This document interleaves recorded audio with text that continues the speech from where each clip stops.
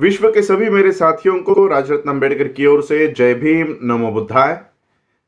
Doctor बाबा साहब अंबेडकर जी के बारे में आप सभी लोग पूरा इतिहास जानते हैं। कई सारी किताबें बाबा साहब अंबेडकर जी के ऊपर लिखी गई है, कई सारी मूवीज बाबा साहब अंबेडकर जी के ऊपर बनाई गई है।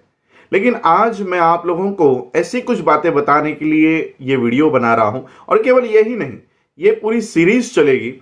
और इस सीरीज का मैंने नाम दिया है द अनटोल्ड अंबेडकर। डॉक्टर बाबा साहब अंबेडकर जी के बारे में जो बातें बताई नहीं गई है या जानबूझकर छुपाई गई है, ऐसे बातों को मैं इस सीरीज के सामने आप लोगों के सामने लेकर आऊंगा, इस सीरीज के माध्यम से। और ये अनटोल्ड अंबेडकर में जितनी भी बातें जो परिवार से प्राप्त हुई है, जो अध्ययन करके प्राप्त हुई है, जो तर्क करके प्राप्त हुई है, वो सारी बातें मैं आप लोगों को बताऊंगा। ये अनटोल्ड अंबेडकर सीरीज चलाने के बाद मैं सोच रहा था कि ऐसी कौन सी वो बात है जो सबसे पहले बतानी चाहिए। कई सारी बातें हैं। बाबा साहब अंबेडकर जी का पहला बेटा गंगाधर जब बीमार पड़ गया, तब बाबा साहब और माता रमाई के बीच क्या करस्पॉन्डेंस हुआ, ये बहुत लोग नहीं जानते। वो बात बताऊं, या राम जी और बाबा साहब यानी पिता और अपने बेटे के बीच जब बाबा साहब बड़ौदा सरकार की नौकरी करने के लिए जा रहे थे, तब उनमें जो द्वंद्व हुआ वो बात पहले बताऊं। ये मेरे दिमाग में कंफ्यूजन था कि कौन सी बात पहले बताऊं। तो मैंने सोचा कि बाबा साहब अंबेडकर जी के ऊपर ये सीरीज बनाई जा रही है, और इसलिए सबसे पहले जानकारी अंबेडकर इस नाम की देनी चाहिए। बहुत लोगों को यही लगता है कि अंबेडकर ये जो नाम है, बाबा साहब अंबेडकर जी का जो सरनेम है, ये किसी ब्राह्मण शिक्षक ने दिया हुआ है।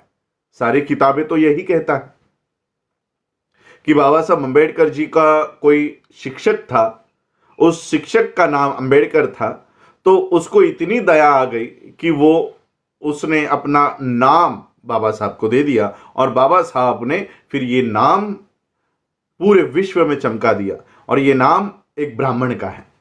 तो मैं आज इसी तथ्य के ऊपर आप लोगों के सामने ये बात रखने के लिए आया हूं। क्या वाकई में बाबा साहब अंबेडकर जिस स्कूल में पढ़ा करते थे, क्या वाकई में वहां पर कोई अंबेडकर नाम का गुरुजी, शिक्षक, टीचर, मुख्याध्यापक कोई था? मैंने मेरे फेसबुक पेज पे उस प्रताप सिंह हाई स्कूल की जो मुख्याध्यापकों की लिस्ट है, वो लिस्ट मैंने शेयर की है। मैं खुद सातारा में जाकर आया हूं, और उस स्कूल को जब हमने भेंट दी, तब वहां पर पता चला कि वहां पर अंबेडकर नाम का कोई शिक्षक कभी अस्तित्व में था ही नहीं। बाबा साहब अंबेडकर जी को किसी ब्राह्मण शिक्षक ने अपना नाम नहीं दिया है। कोई अंबेडकर नाम का गुरुजी, कोई अंबेडकर नाम का शिक्षक उस प्रताप सिंह हाई स्कूल में नहीं था। ये आप वहां के रजिस्टर से चेक कर सकते हो। बाबा साहब बल्कि जिस साल में उस प्रताप सिंह हाई स्कूल में जब उन्होंने दाखिला लिया, तब वहां पर जोशी नाम का वो मुख्याध्यापक वहां पर कार्यरत थे। तो फिर ये अंबेडकर नाम आया कहां से? अंबेडकर नाम ये किसी ब्राह्मण ने नहीं दिया। ये बाबा साहब अंबेडकर जी के पिताजी सूबेदार मेजर रामजी मालोजी अंबेडकर, इनकी ये सोची समझी पहल थी। जब बाबा साहब के पिताजी अपने सारे परिवार को लेकर सातारा में शिफ्ट हो रहे थे, तब उन्होंने अपने गांव का नाम अपने साथ लगाने का निर्णय लिया। आज भी महाराष्ट्र के कोंकण में अंबड़वे नाम का एक छोटा सा कस्बा है, एक छोटा सा गांव है। वहां पर आज भी राम जी का घर है। वहां पर उस घर को स्मारक बनाया गया है। आज वहां के सारे लोग, वो गांव के लोग यही बात कहेंगे कि बाबा साहब अंबेडकर जी का जो नाम है, वो किसी अंबेडकर गुरु जी का नहीं है, वो इस गांव का नाम है। उस गांव का नाम था अंबड़वे। आज भी वो गांव है, उस गांव का नाम है अंबड़वे। और जब रामजी बाबा वहां से नौकरी के लिए, कुछ व्यवसाय के लिए जब सातारा में गए, तो अपने बच्चों को अस्पृश्यता का जो कलंक है, जो अस्पृश्यता का वार है, वो उनको ना झेलना पड़े, इसलिए रामजी बाबा ने अपना जो नाम है, जिससे जाति का पता चलता है, सकपाल, ये नाम ड्रॉप कर दिया, ये नाम छोड़ दिया और उस गांव का नाम बाबा साहब अंबेडकर जी को और अपने सभी परिवार के बच्चों को लगाना शुरू कर दिया और वो नाम था अंबड़वेकर। अब अंबड़वेकर ये नाम लिखने में और बोलने में ये सरल नहीं है और इसीलिए स्कूल के प्रशासन में जब अंबड़वेकर ये नाम बताया गया तो स्कूल प्रशासन ने सिर्फ एक काम किया, उसको अंबड़वेकर करने के बजाय अंबेडकर कर दिया और वही नाम बाबा साहब अंबेडकर जी को और रामजी अंबेडकर जी को, उनके सभी परिवार को ये नाम उस दिन से शुरू हो चुका है। ये किसी ब्राह्मण ने दिया हुआ नाम नहीं है, ये बाबा साहब अंबेडकर जी के पिता रामजी मालोजी अंबेडकर जी की ये सोची समझी पहल थी। बाबा साहब अंबेडकर जी के साथ साथ उनके भाइयों को भी ये नाम मिला, उनके परिवार को ये नाम मिला। आज भी हम रामजी बाबा का उल्लेख रामजी सकपाल नहीं करते, रामजी अंबेडकर करते हैं। मैं जब लंदन में था तब शेखर बोधकर करके वहां पर एक एक्टिविस्ट है, उन्होंने मुझे राइटिंग एंड स्पीचेस की एक वॉल्यूम बताई जिसमें रामजी बाबा का उल्लेख रामजी अंबेडकर है। और ये किताबें किसी लेखक या किसी XYZ ने नहीं लिखी हुई है, ये बाबा साहब की लिखी हुई किताबें है जिसमें बाबा साहब अपने पिताजी का उल्लेख रामजी अंबेडकर करते हैं और इसको सर्टिफाई गवर्नमेंट ऑफ महाराष्ट्र ने किया हुआ है।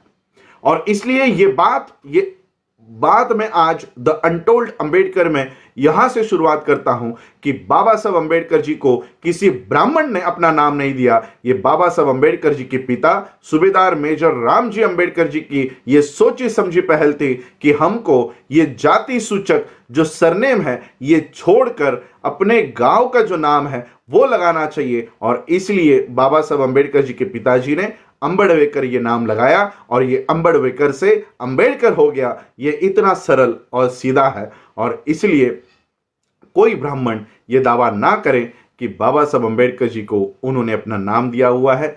ये यहां से ये इंफॉर्मेशन मैं आपको देता हूं और यहां से और अलग अलग इंफॉर्मेशंस मैं आपको रोज अपने चैनल से दूंगा। आप इसी तरह से ये इंफॉर्मेशंस लोगों तक पहुंचाएं और ब्राह्मणों का षड्यंत्र पूरे विश्व में उजागर करें। धन्यवाद। जय भीम, जय भारत। विश्व के सभी मेरे साथियों को राजरत्न अंबेडकर की ओर से जय भीम, नमो बुद्धाय। द अनटोल्ड अंबेडकर के दूसरे भाग में आप सभी लोगों का स्वागत है। इस भाग को शुरुआत करने से पहले आज डॉक्टर बाबा साहब अंबेडकर जी के गुरु महात्मा ज्योतिराव फुले, इनकी 193rd बर्थ एनिवर्सरी है। इस अवसर पर मैं अंबेडकर परिवार की ओर से आप सभी लोगों को महात्मा ज्योतिराव फुले इनके जयंती के हार्दिक हार्दिक शुभकामनाएं देता हूं। आप सभी लोग जानते हैं कि डॉक्टर बाबा साहब अंबेडकर अपनी पढ़ाई पूरी करने के बाद बड़ौदा सरकार के नौकरी में उपस्थित रहने के लिए मुंबई से निकले। जब बाबा साहब अंबेडकर इस नौकरी को करने के लिए जा रहे थे तब बाबा साहब अंबेडकर जी का और उनके पिताजी का झगड़ा हो गया। बाबा साहब अंबेडकर जी के पिता नहीं चाहते थे कि उनका बेटा यानी डॉक्टर भीमराव रामजी अंबेडकर ये नौकरी करे।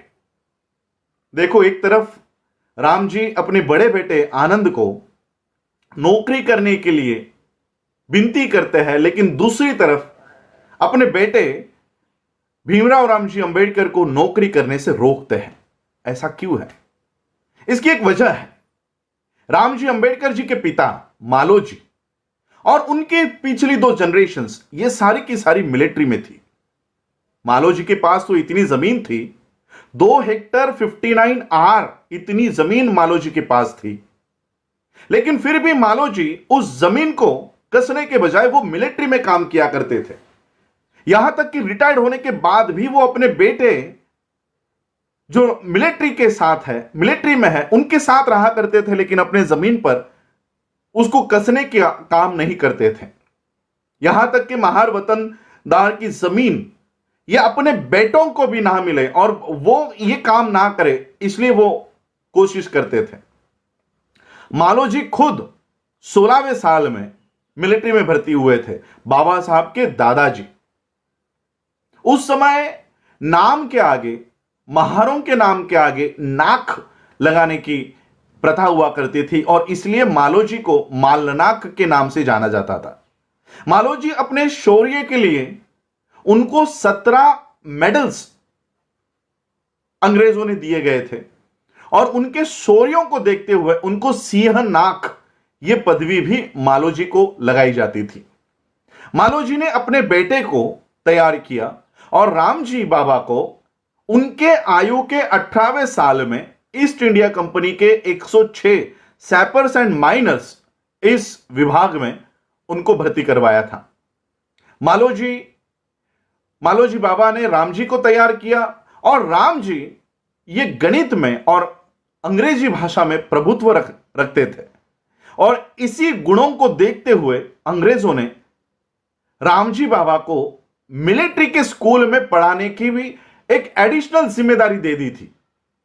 2 काम बाबा साहब के पिताजी किया करते थे, मिलिट्री का काम भी और मिलिट्री के स्कूल में पढ़ाने का काम भी रामजी बाबा किया करते थे। रामजी बाबा ने जब ये मूवमेंट को आगे लेकर चलने की कोशिश कर रहे थे, उतने में ही पेशवाओं ने, पूना के ब्राह्मणों ने, जब पेशवाई को रद्द किया गया तब एक कंडीशन रखी कि इन महारों की ये जो बटालियन है इसको बंद किया जाए। अंग्रेज तो हमारे सगे नहीं थे, घर के नहीं थे। अंग्रेजों ने इस महार बटालियन को बंद करवाया और परिणाम यह हुआ कि रामजी बाबा की नौकरी चली गई। जिस मूवमेंट के लिए पीढ़ी दर पीढ़ी यह तैयारी की जा रही थी, मालोजी ने रामजी को तैयार किया, लेकिन रामजी बाबा की नौकरी जाने के वजह से यह सामाजिक उत्थान का ये जो तैयारी चल रही थी ये रुक गई और रामजी बाबा ने अपने बेटे भीमराव को तैयार करने की जिम्मेदारी शुरू कर दी।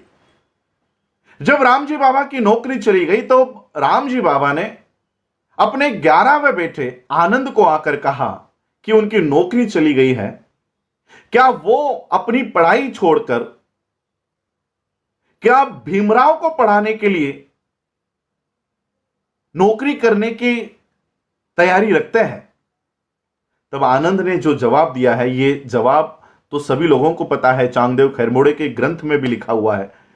आनंद ने जवाब दिया कि पिताजी, किसी बड़ी इमारत की अगर नींव होने का अवसर अगर उनको प्राप्त होता है तो वो नींव बनने के लिए तैयार है। और आनंद ने अपनी नौकरी छोड़कर भीमराव को पढ़ाने की जिम्मेदारी उठा ली और ऐसे करते करते बाबा साहब को पढ़ाया। और जब बाबा साहब अंबेडकर जी को यह पढ़ाई पूरी करने के बाद इस समाज में सामाजिक गुलामगिरी को तोड़ने की जब बारी आई, तब बाबा साहब अंबेडकर जी को यह शर्त रखी गई थी कि जो पैसा पढ़ाई करने के लिए बाबा साहब को दिया जा रहा है वो पूरा होते ही, पढ़ाई पूरी होते ही उनको बड़ौदा सरकार की नौकरी में ज्वाइन होना पड़ेगा। और तब रामजी बाबा को यह लग गया कि ये हमारी सामाजिक गुलामगिरी से बाहर निकालने के लिए बाबा साहब तैयार हुए थे, लेकिन अब उनको नौकरी करने के लिए जाना पड़ेगा।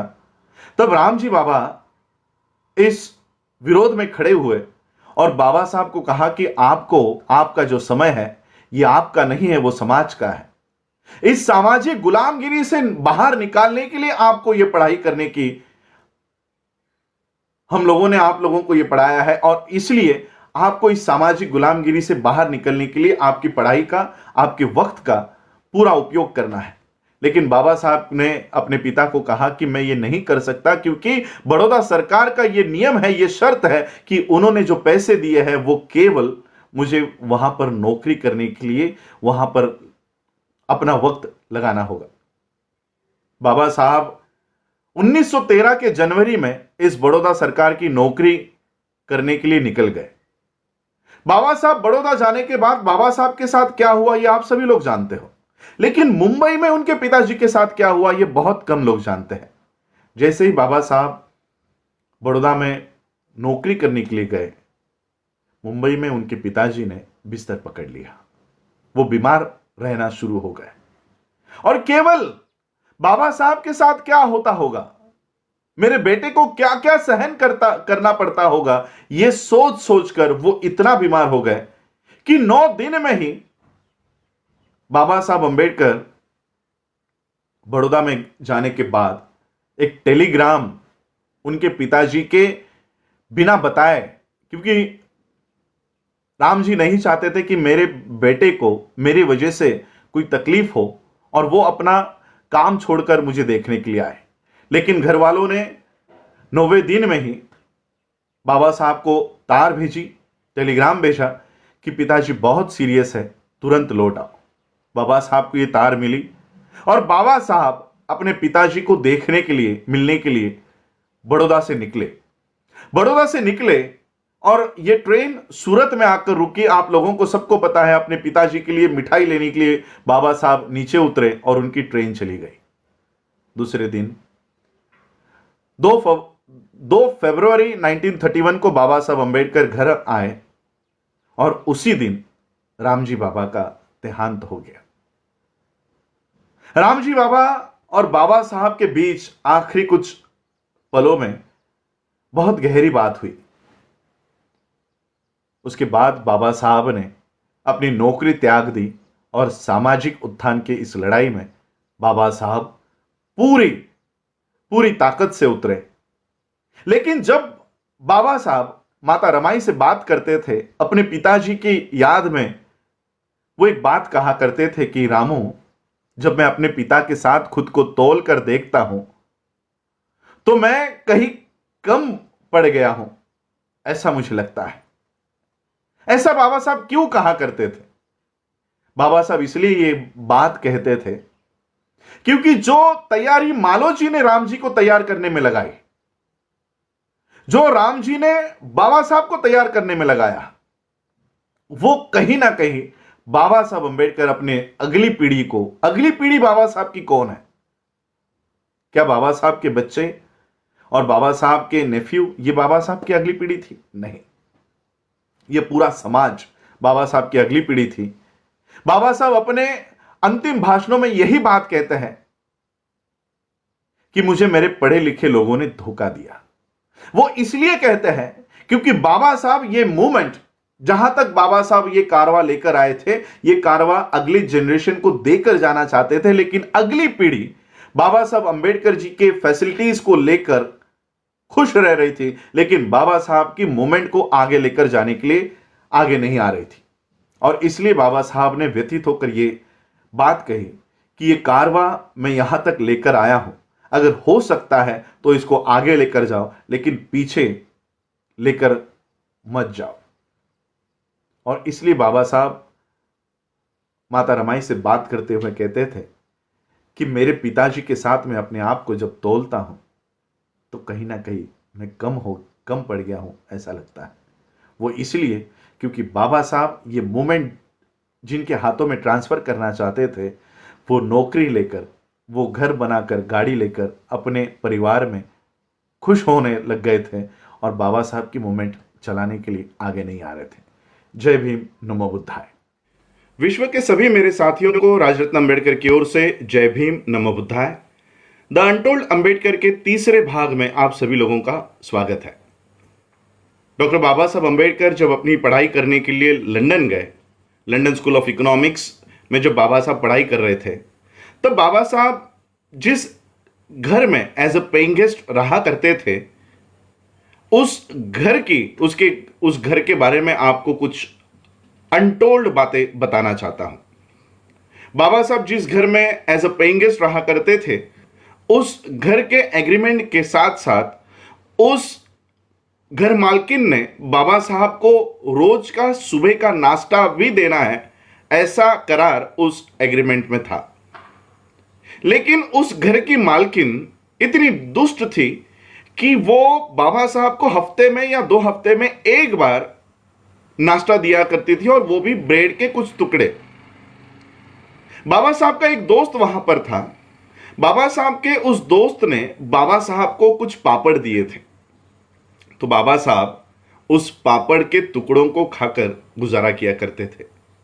जब मैं लंदन के उस घर से हम जब लंदन स्कूल ऑफ इकोनॉमिक्स में गए, वो ट्रेन पकड़ के हमको 15 मिनट लगे थे और वहां से ग्रेज इन चल कर गए। बाबा साहब इतना डिस्टेंस का, इतने दूरी को पैदल पार किया करते थे ताकि बाबा साहब का जो पैसा है वो ट्रेन के भाड़े में खर्च ना हो।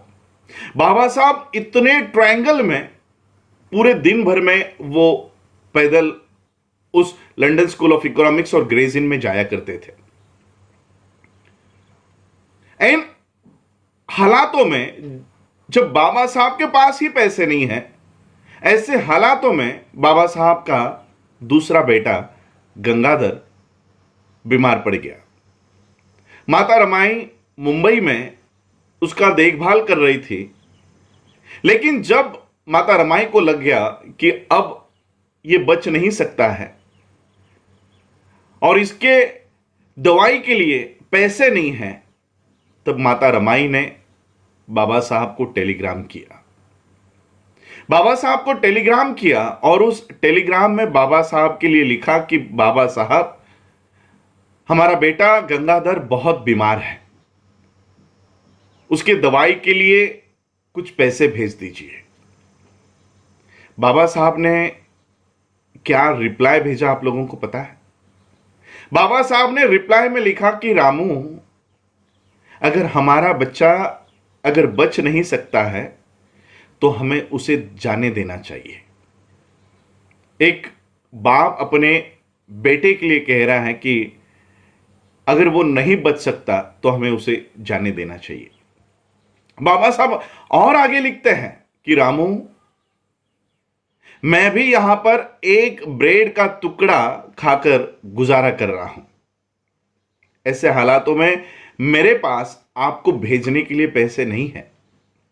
जब यह बात माता रमाई को पता चली कि बाबा साहब अंबेडकर जी के पास खाने के लिए तक वहां पर पैसे नहीं हैं, गंगाधर तो जा चुका था, लेकिन जब माता रमाई को यह बात पता चली कि बाबा साहब एक ब्रेड का टुकड़ा खाकर वहां पर गुजारा कर रहे हैं, तब माता रमाई ये मुंबई में गोबर इकट्ठा करके उसके उपले बनाकर सुबह सूरज उगने से पहले वो उपले बाजार में बेच कर आया करती थी। और जो पैसे माता रमाई ने इकट्ठा किए, वो सारे पैसे इकट्ठा करके उन्होंने बाबा साहब को लंदन में भेजे।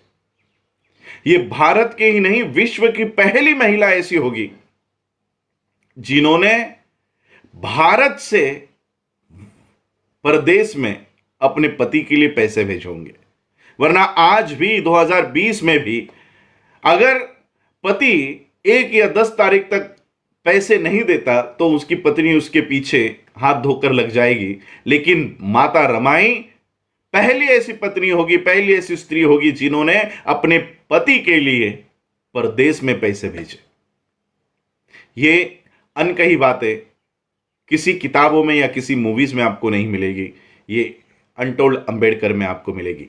जय भीम, जय भारत, जय विश्व के सभी मेरे साथियों को राजरत्न अंबेडकर की ओर से जय भीम, नमो बुद्धाय। द अनटोल्ड अंबेडकर के चौथे भाग में आप सभी लोगों का स्वागत है। 1930 में डॉक्टर बाबा साहब अंबेडकर जी को लंदन में हो रहे राउंड टेबल कॉन्फ्रेंस के लिए न्योता भेजा गया। 9 करोड़ अस्पृश्य जातियों के प्रतिनिधि के तौर पर डॉक्टर बाबा साहब अंबेडकर जी को चुन लिया गया था। यह बात जैसे ही गांधी जी को पता चली, गांधी जी ने इस राउंड टेबल कॉन्फ्रेंस के ऊपर बहिष्कार डाल दिया। गांधी जी को न्योता होने के बावजूद गांधी जी उस राउंड टेबल कॉन्फ्रेंस के लिए नहीं गए। और जैसे ही बाबा साहब इस राउंड टेबल कॉन्फ्रेंस के लिए गए और गांधी जी की अनुपस्थिति वहां पर थी, तो बाबा साहब ने भारत के 9 करोड़ अस्पृश्य जातियों के लिए आक्रामक तरीके से अंग्रेजों के सामने सारी मांगे और हक और अधिकार वहां पर रखे। और बाबा साहब अंबेडकर जी के विद्वत्ता के ऊपर अंग्रेजों ने भी भारत के अनटचेबल्स को, अस्पृश्य जातियों को, अछूतों को सारे अधिकार देने की तैयारी उन्होंने रखी। ये बातें राउंड टेबल कॉन्फ्रेंस में हो रही सारी बातों को यहां भारत में टाइम्स ऑफ इंडिया ये न्यूज़पेपर छाप रहा था। टाइम्स ऑफ इंडिया के माध्यम से गांधी जी को पता चला कि भारत के अस्पृश्य जातियों को भी हक और अधिकार मिलने वाले हैं। और तब गांधी जी को अपनी गलती का एहसास हुआ कि पहले राउंड टेबल कॉन्फ्रेंस में अगर गांधी जी वहां पर होते तो शायद बाबा साहब को रोक सकते थे। पहली राउंड टेबल कॉन्फ्रेंस खत्म हो गई और दूसरी राउंड टेबल कॉन्फ्रेंस की शुरुआत हुई। अंग्रेजों को लगा कि पहले राउंड टेबल कॉन्फ्रेंस में गांधी जी ने बहिष्कार डाल दिया है तो दूसरे राउंड टेबल कॉन्फ्रेंस के लिए उनको बुलाने का कोई मतलब नहीं बनता। तो बिना गांधी जी को इनविटेशन देते हुए राउंड टेबल कॉन्फ्रेंस द्वितीय सेकेंड राउंड टेबल कॉन्फ्रेंस की शुरुआत हुई। लेकिन गांधी जी बिना आमंत्रण के सेकेंड राउंड टेबल कॉन्फ्रेंस में पहुंच गए और गांधी जी का एक ही काम हुआ करता था, जो जो हक और अधिकार डॉक्टर बाबा साहब अंबेडकर भारत के अछूतों के लिए मांगा करते थे, केवल खड़ा होकर बाबा साहब अंबेडकर जी का विरोध करना, इतना ही काम गांधी जी वहां पर किया करते थे। लेकिन बाबा साहब अंबेडकर जी के नॉलेज के वजह से, बाबा साहब अंबेडकर जी के विद्वत्ता के वजह से बाबा साहब अंग्रेजों को भारत के अछूतों की सारी समस्या वहां पर रखने में कामयाब हो रहे थे। तो गांधी जी ने वहां पर एक छुपा षड्यंत्र किया।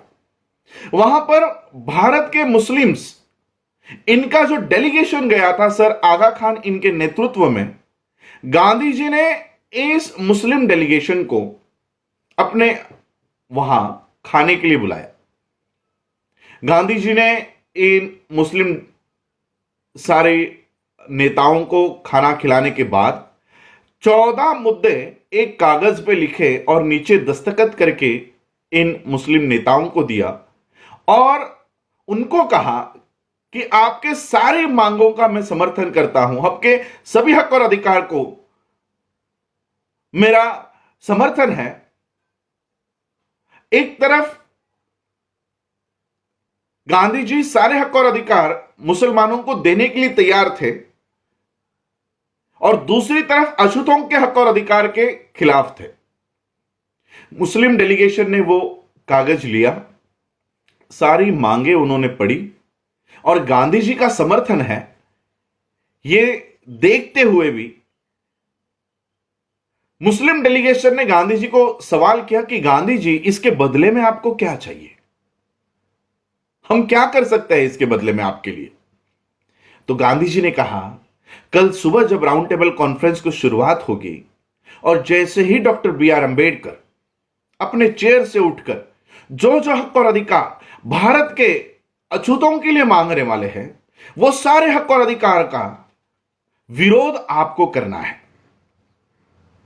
मुसलमानों ने, मुस्लिम डेलीगेशन ने गांधी जी की इस मांग को लेकर कहा कि गांधी जी, भारत के अछूतों के खिलाफ और भारत के अछूतों के हक और अधिकार में से अगर आप हमको कुछ देना चाहते हो तो ये हम कतई स्वीकार नहीं करेंगे। ये मुस्लिम डेलीगेशन गांधी जी के यहां से बाहर निकला और सीधा बाबा साहब जहां पर रुके थे वहां पर गए और ये मुस्लिम डेलीगेशन ने वो जो पर्चा गांधी जी ने दिया था जिस पे गांधी जी की दस्तखत थी, वो पर्चा, वो कागज बाबा साहब को दिया और बाबा साहब से कहा कि हम आपके हक और अधिकार के खिलाफ नहीं हैं।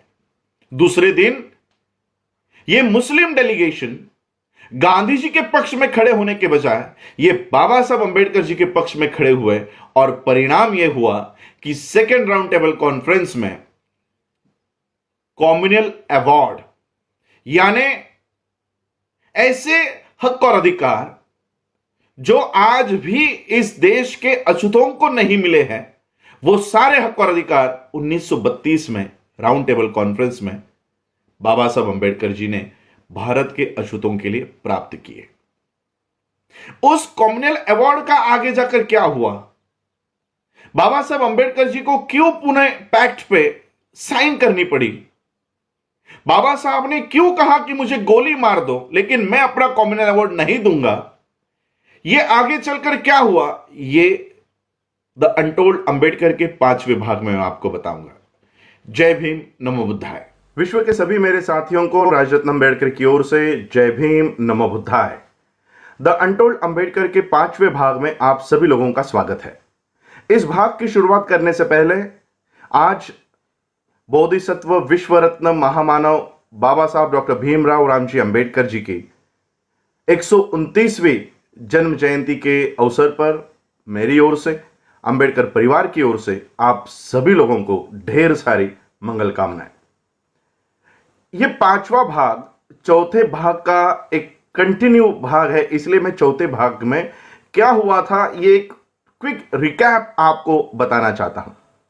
चौथे भाग में हमने देखा कि डॉक्टर बाबा साहब अंबेडकर जी को राउंड टेबल कॉन्फ्रेंस के लिए न्योता आता है।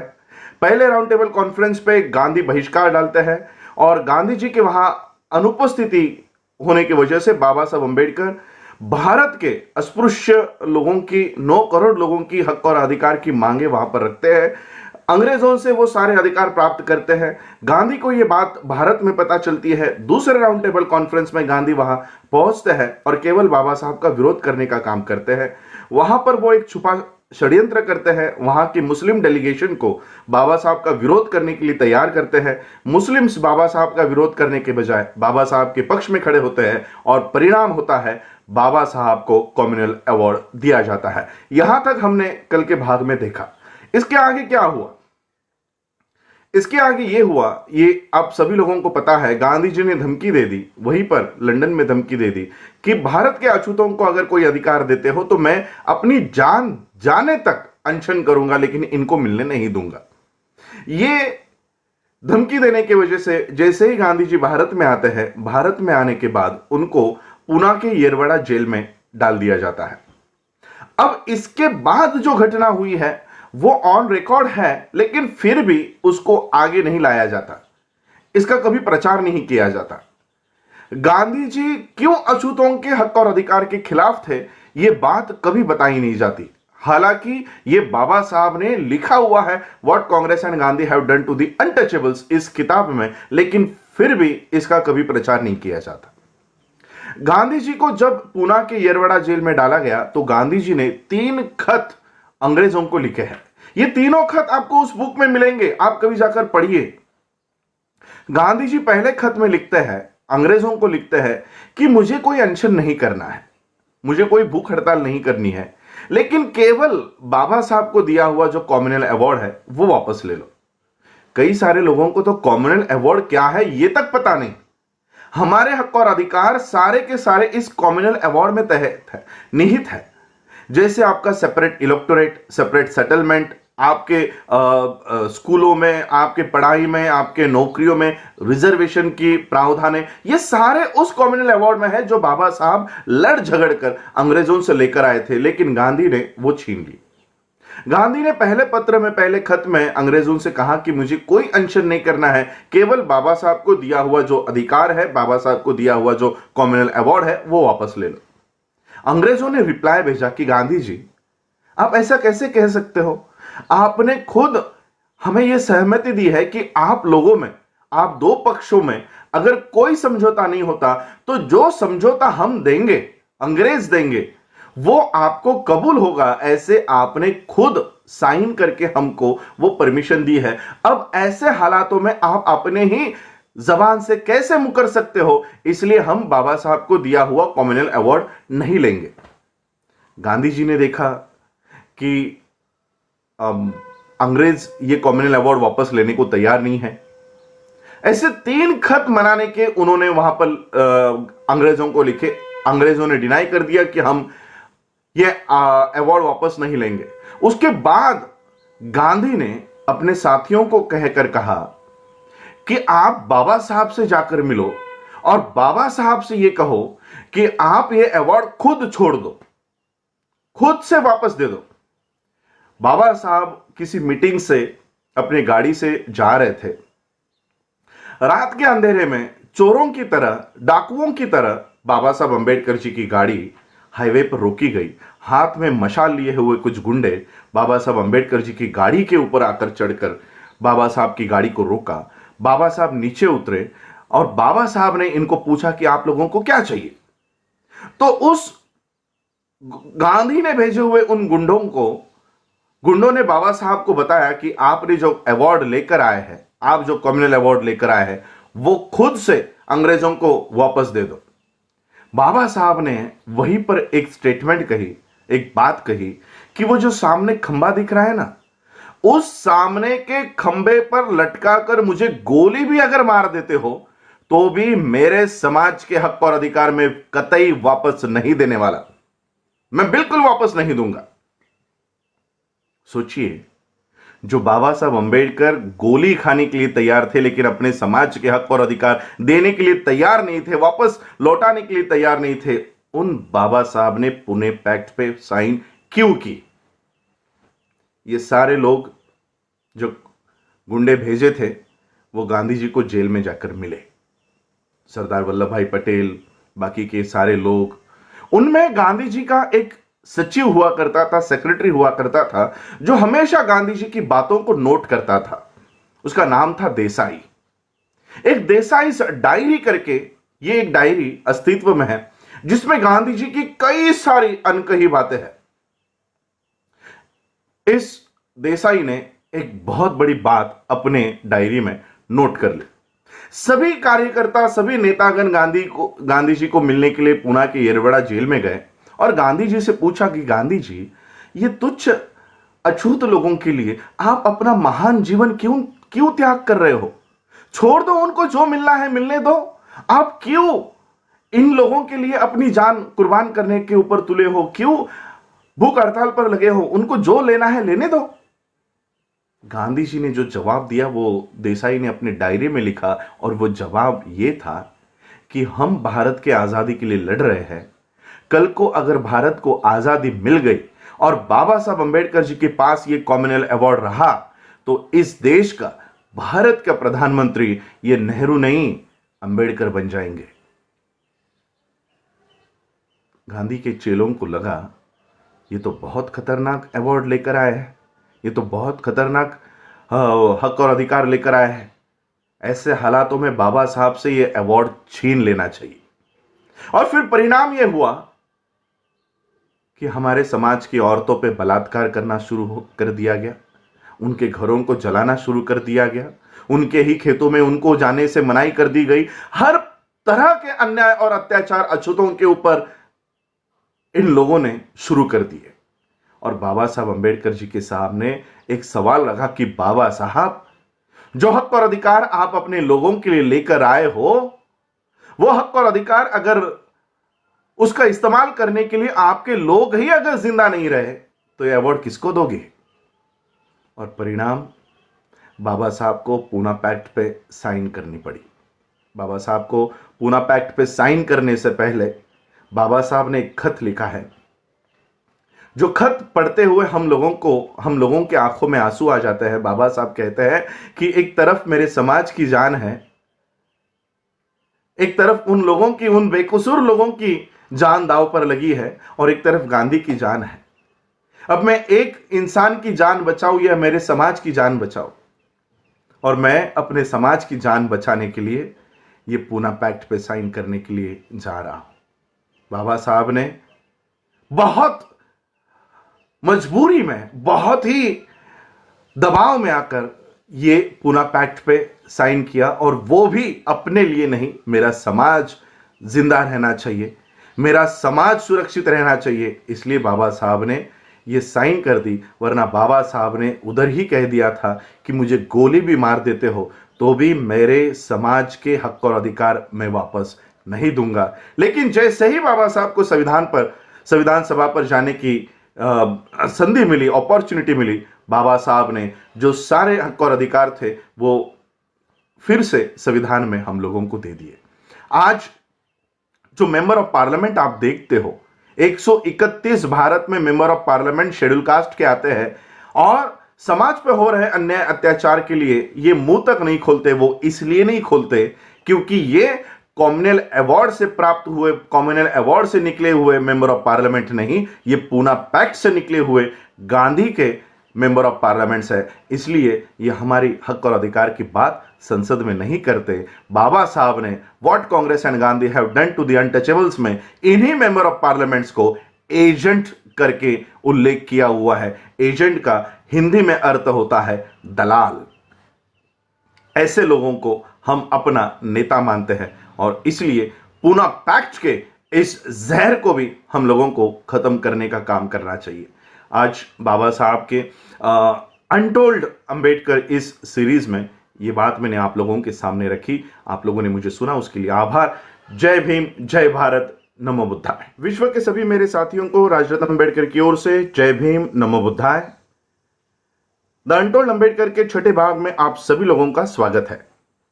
कल यानी 14 अप्रैल 2020 को हम लोगों ने पूरे विश्व में डॉक्टर बाबा साहब अंबेडकर जी की जयंती मनाई। कानून का पालन करते हुए, नियमों का पालन करते हुए पूरे विश्व में बाबा साहब अंबेडकर जी की जयंती मनाई गई। इसलिए मैं सभी अंबेडकरवादियों का तहे दिल से शुक्रिया अदा करना चाहता हूं। कल मोदी जी ने भी अपने भाषण में डॉक्टर बाबा साहब अंबेडकर जी को अभिवादन किया। इसलिए मैं मोदी जी को भी श्रद्धांजलि अर्पण करना चाहता हूं कि मोदी जी ने बाबा साहब अंबेडकर जी को अभिवादन किया, उसके लिए मैं मोदी जी को भी श्रद्धांजलि अर्पण करता हूं। देखिए, हर साल हम लोग डॉक्टर बाबा साहब अंबेडकर जी की जयंती मनाते हैं। मैं उदाहरण के तौर पर महाराष्ट्र की बात आपको बताना चाहता हूं। महाराष्ट्र में 36 जिले हैं, 36 डिस्ट्रिक्ट्स है। हर डिस्ट्रिक्ट में डॉक्टर बाबा साहब अंबेडकर जी की जयंती हर साल बड़े ही उत्साह के साथ मनाई जाती है। सोलापुर, नांदेड़, यहाँ ठाणे, मुंबई और कई सारे ऐसे भुसावल, जलगांव, ऐसे कई सारे डिस्ट्रिक्ट्स हैं जहां पर न्यूनतम मिनिमम 2 से 5 करोड़ का खर्चा एक जिले का बाबा साहब अंबेडकर जी की जयंती का होता है। पूरे महाराष्ट्र का अगर आंकड़ा लिया जाए, 2 करोड़ भी हम लोग एक जिले की जयंती का फंड या रकम पकड़ते हैं, तब भी 36 जिलों से अगर हम लोग मल्टीप्लाई करते हैं तो 70 से 72 करोड़ का खर्चा सिर्फ महाराष्ट्र में डॉक्टर बाबा साहब अंबेडकर जी के जयंती पे होता है। और वो डीजे, ढोल, ताशे, फटाके, आकाश में वो सारे फटाकों का बहुत बड़ा जश्न मनाया जाता है 13 अप्रैल के रात से। तो एक स्टेट में, पूरे भारत के एक स्टेट में 70 करोड़ का खर्चा होता है। पूरे भारत में ये पूरा आंकड़ा अगर एवरेज पकड़ा जाए तो 500 करोड़ से भी ऊपर जाएगा।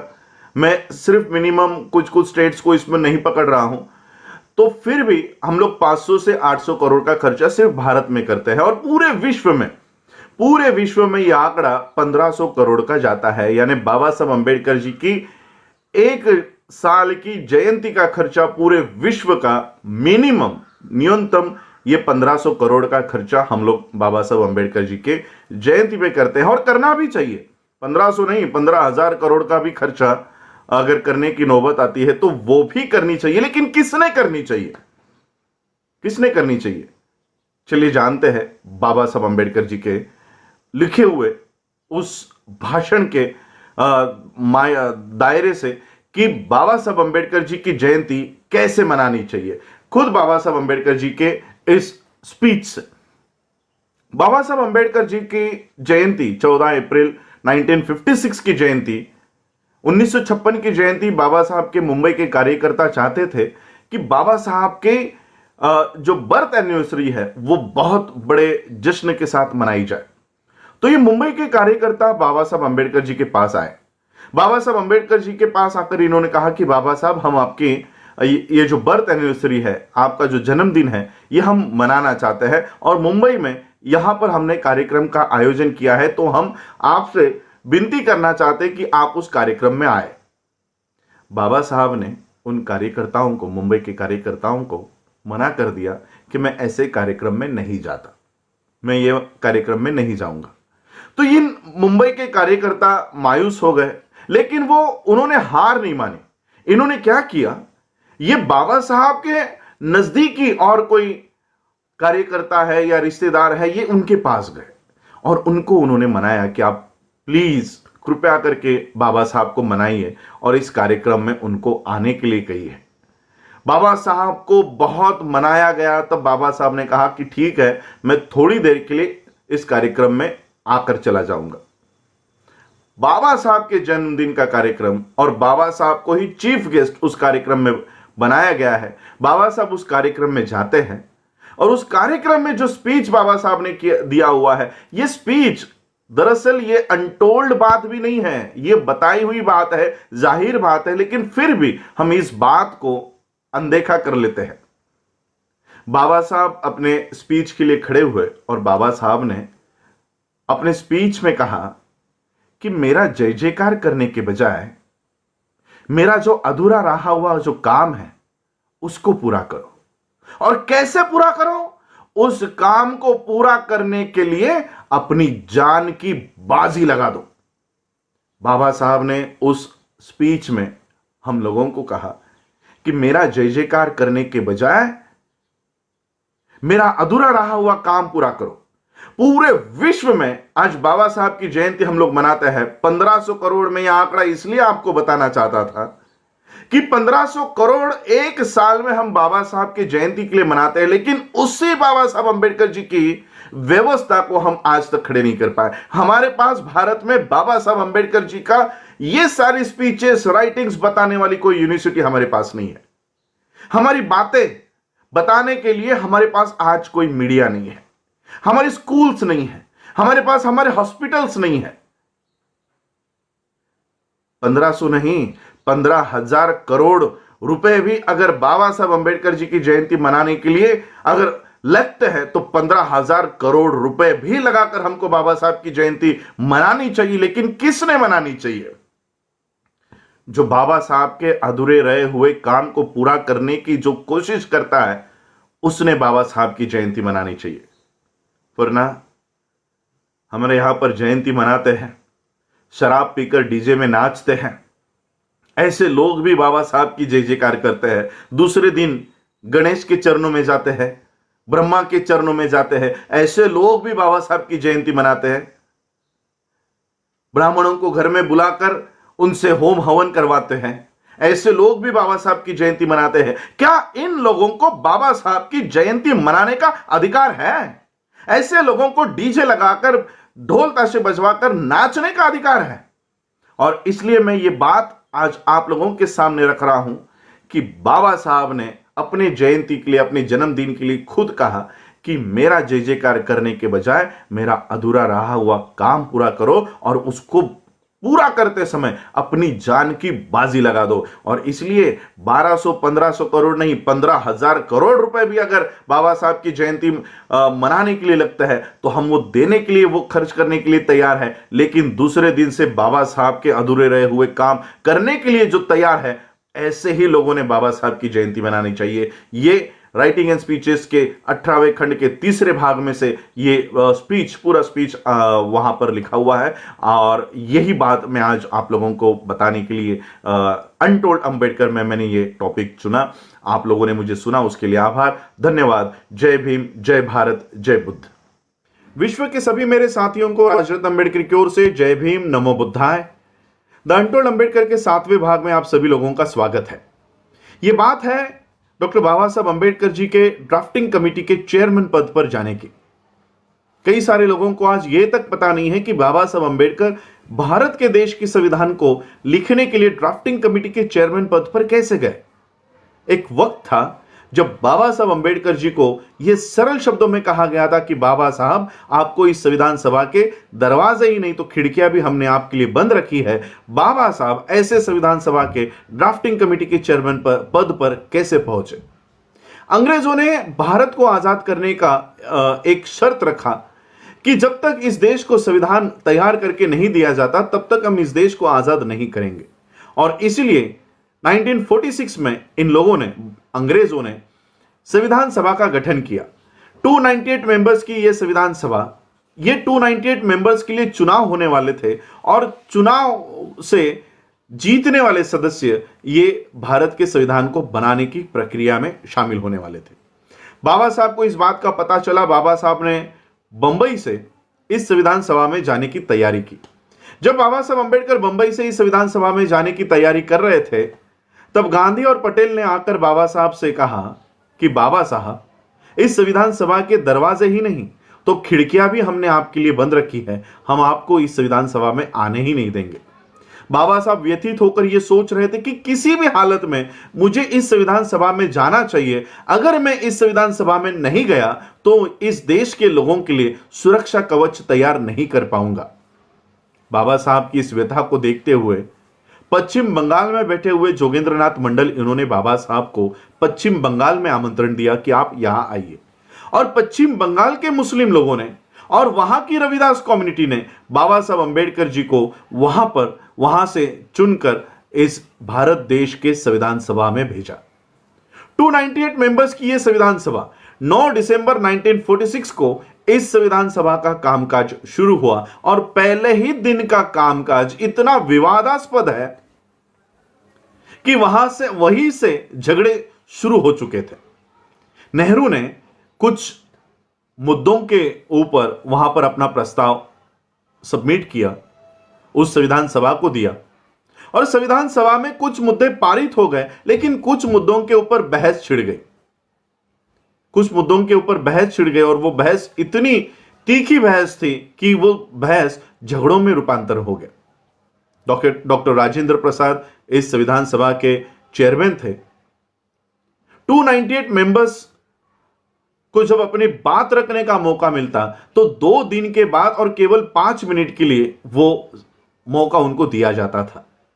जब यह पूरा बहस चल रही थी, पूरा झगड़े चल रहे थे, संविधान सभा में ये झगड़े चल रहे थे, तब डॉक्टर राजेंद्र प्रसाद इन्होंने बाबा साहब से कहा कि बाबा साहब आप उठिए और आप अपनी बात रखिए। बाबा साहब ने देखा कि इतनी बहस चल रही है, इस बहस में मुझे कौन सुनने वाला है, मेरी आवाज तो इस बहस में दब जाएगी। लेकिन फिर भी बाबा साहब खड़े हुए और बाबा साहब ने जो स्पीच दिया है ये कॉन्स्टिट्यूएंट असेंबली के उस सारे किताबों में ये मौजूद है। बाबा साहब कहते हैं कि आज एक तो मेरा बोलने का दिन नहीं है, मेरा मौका आज नहीं है, वो कल है, लेकिन फिर भी इतने झगड़ों में, इतने बहस में आपने मुझे खड़ा किया है तो मैं अपने इस मौके का पूरा फायदा उठाऊंगा। 5 मिनट का समय बाबा साहब को दिया गया था और जैसे ही बाबा साहब ने अपनी बातों को रखना शुरू कर दिया, जो सभागृह शोर कर रहा था कुछ ही क्षणों में शांत हो गया और बाबा साहब क्या कह रहे हैं इसकी ओर कान देकर सुनने लग गया। 5 मिनट का समय बाबा साहब के पास था, आधे घंटे तक बाबा साहब का भाषण चला और जैसे ही बाबा साहब अपने आसन पर बैठ गए, पूरे सभागृह ने ताली बजाकर बाबा साहब का स्वागत किया। उन तालियों में एक संदेश था कि हम 298 मेंबर्स में, हम 300 लोगों में एक व्यक्ति इस सभागृह में ऐसी मौजूद है जो पूरे संविधान सभा का काम अकेली कर सकती है। ऐसी व्यक्ति इस सभागृह में मौजूद है और वो है डॉक्टर अंबेडकर। बाबा साहब ने धीरे धीरे पूरे संविधान सभा का कब्जा कर लिया, ताबा ले लिया। कोई भी सवाल हो, कोई भी मुद्दा हो, कोई भी बहस हो, पूरा सभागृह बाबा साहब के पास देखता कि बाबा साहब अब आप इसके ऊपर हल निकालिए।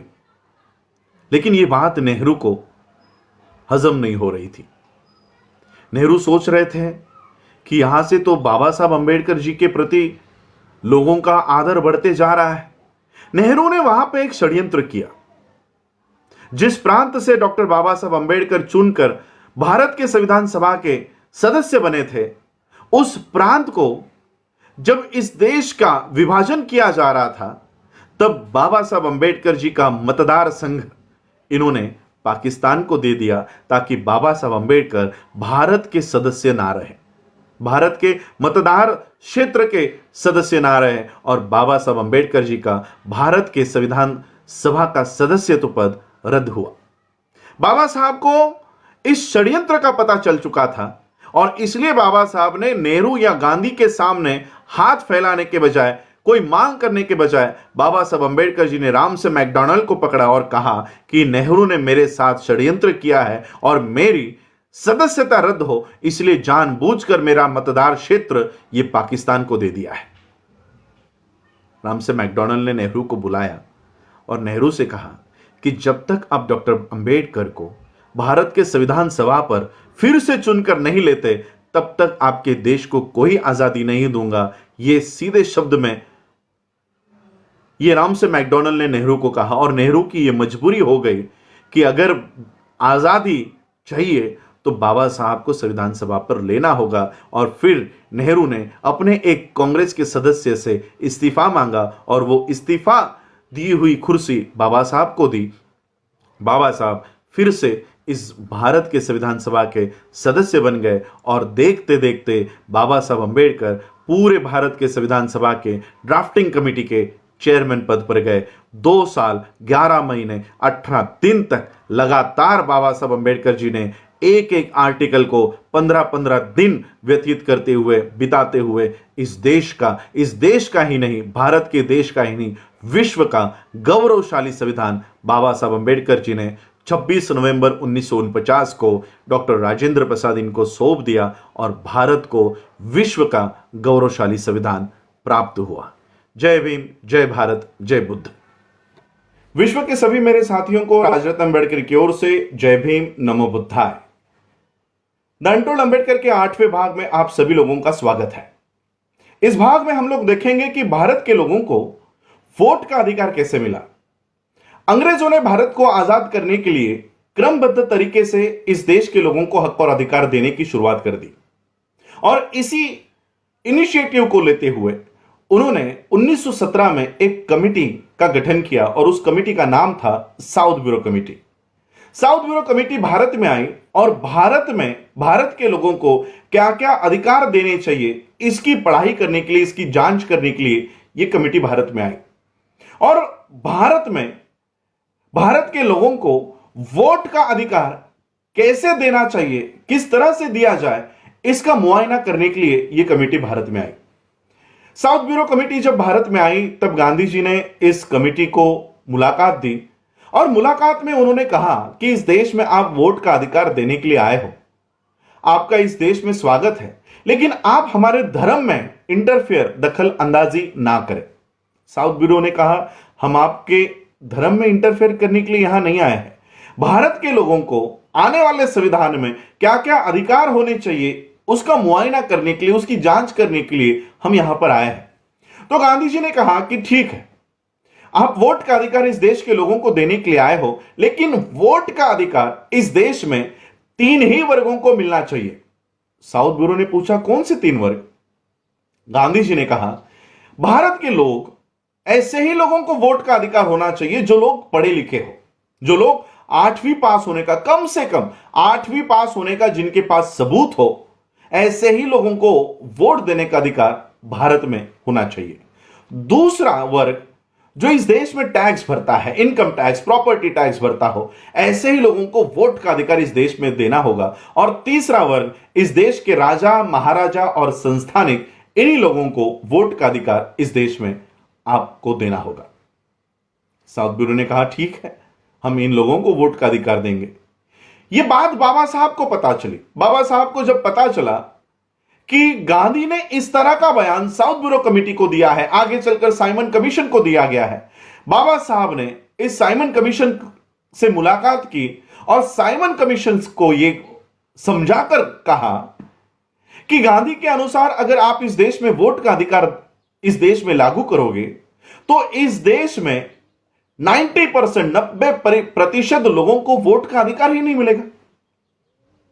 साइमन ने बाबा साहब से पूछा कैसे नहीं मिलेगा, हमको बताओ।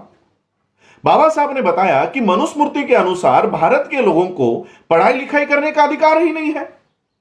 इस देश के शूद्रों को स्कूल में जाने की परमिशन नहीं है। अगर यहां के लोग स्कूल में ही नहीं जाएंगे तो 8वीं पास होने का सबूत कहां से दिखाएंगे?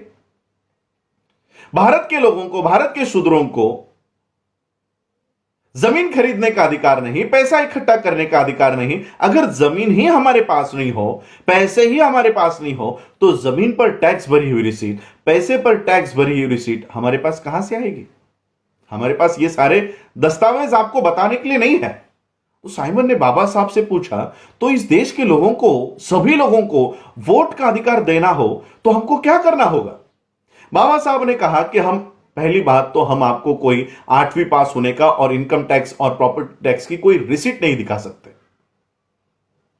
तो साइमन ने बाबा साहब से पूछा तो क्या करना होगा कि जैसे हम भारत के सभी लोगों को वोट देने का अधिकार दे सके? बाबा साहब ने कहा एक बात है जो हम आपको साबित करके दे सकते हैं। साइमन ने कहा कि वो कौन सी है? बाबा साहब ने कहा कि हम इस देश में जन्म लेते हैं, हर साल हमारी उम्र बढ़ती है और इसलिए आपको इस देश में अगर वोट देने का अधिकार देना है तो आप हमारी उम्र के आधार पर दीजिए। साइमन को बाबा साहब की इस बात को कबूल किया। साइमन ने इस बात को कबूल किया और एडल्ट फ्रेंचाइज नाम का आर्टिकल उन्होंने तैयार किया।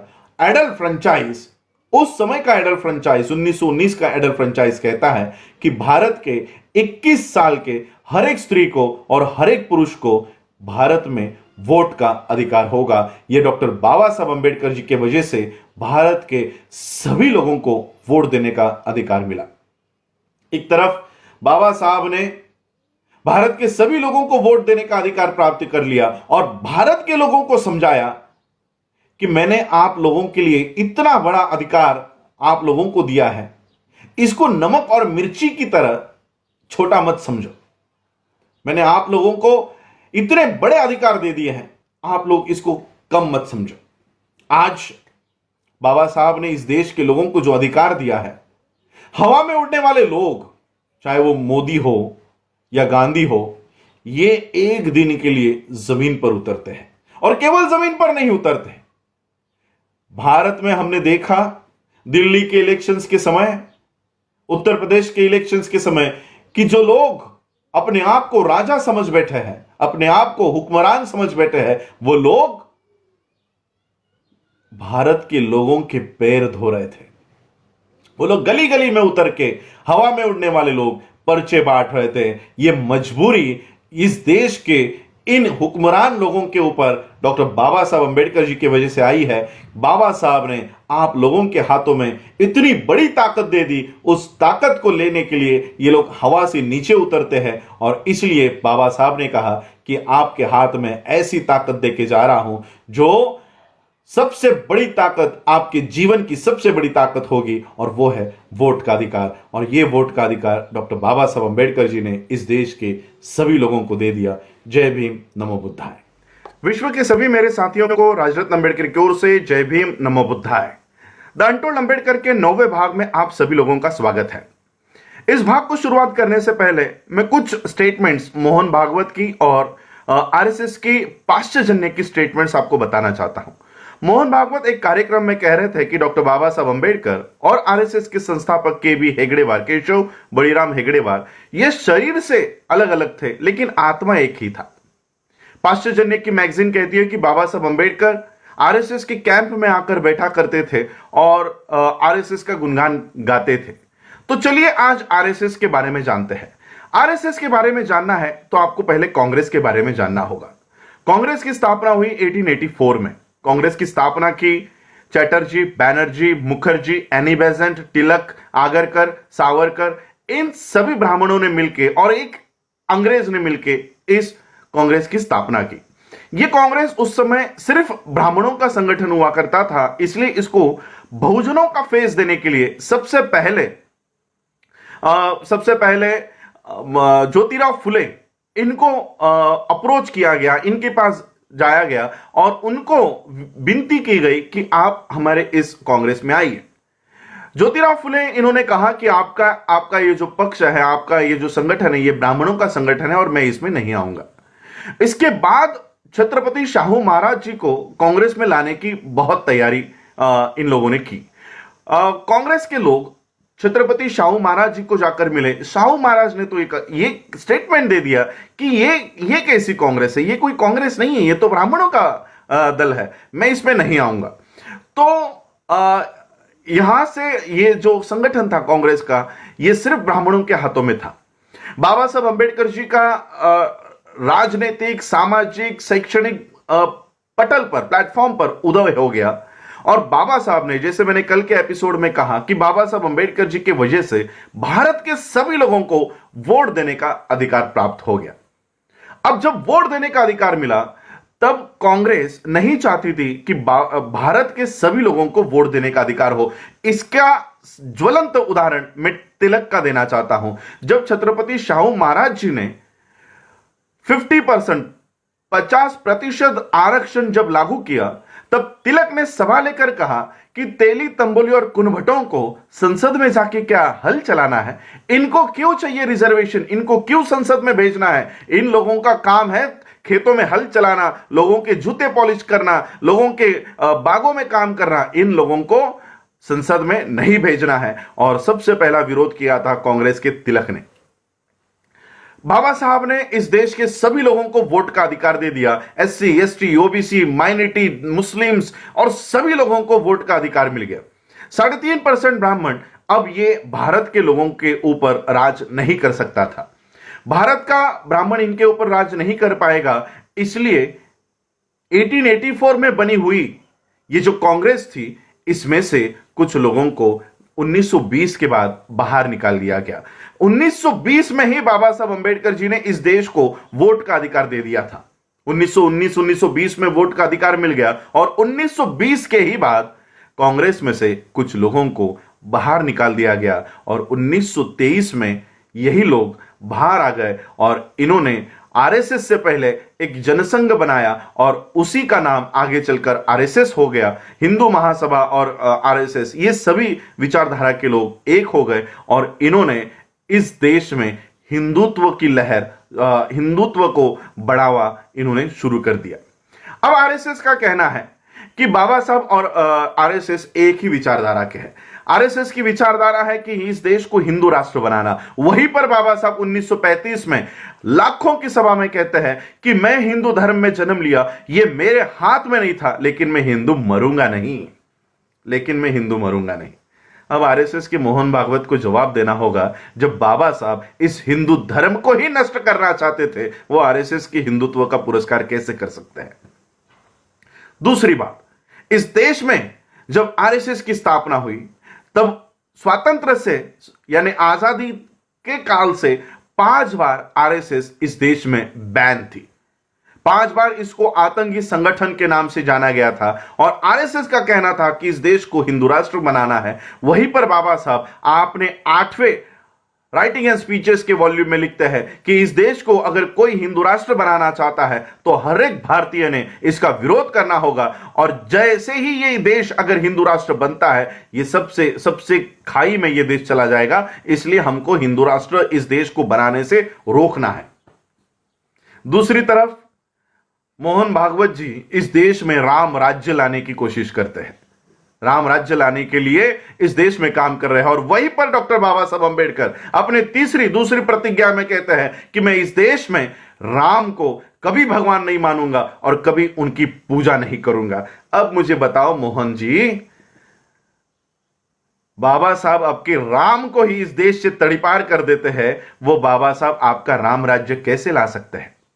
और कई सारी बातें हैं जहां पर बाबा साहब और आरएसएस की विचारधारा एक नहीं हो सकती, बल्कि मैं आप लोगों को यह बताना चाहता हूं कि आरएसएस की स्थापना ही बाबा साहब को रोकने के लिए कर दी गई थी। 1920 से ही बाबा साहब अंबेडकर जी ने अपनी खुद की एक सिक्योरिटी फोर्स बनाई थी, अपना सुरक्षा दल बनाया था और उस सुरक्षा दल का नाम था समता सैनिक दल। इसके एस्टैब्लिशमेंट 1927 में हो गई थी, लेकिन उससे पहले ही बाबा साहब अंबेडकर जी ने इस सुरक्षा दल का निर्माण करना शुरू कर दिया था और इसी सुरक्षा दल को देखते हुए आरएसएस का हेगड़ेवार कहा करता था कि देखो बाबा साहब अंबेडकर जी जैसा सुरक्षा दल हमको बनाना है और बाबा साहब के समता सैनिक दल की ओर ये उंगली दिखाकर कहा करता था कि इस तरह का संगठन हमको तैयार करना है। बाबा साहब अंबेडकर जी इस देश में जो क्रांति, सामाजिक क्रांति ला रहे थे, उस क्रांति को रोकने के लिए आरएसएस की स्थापना हुई।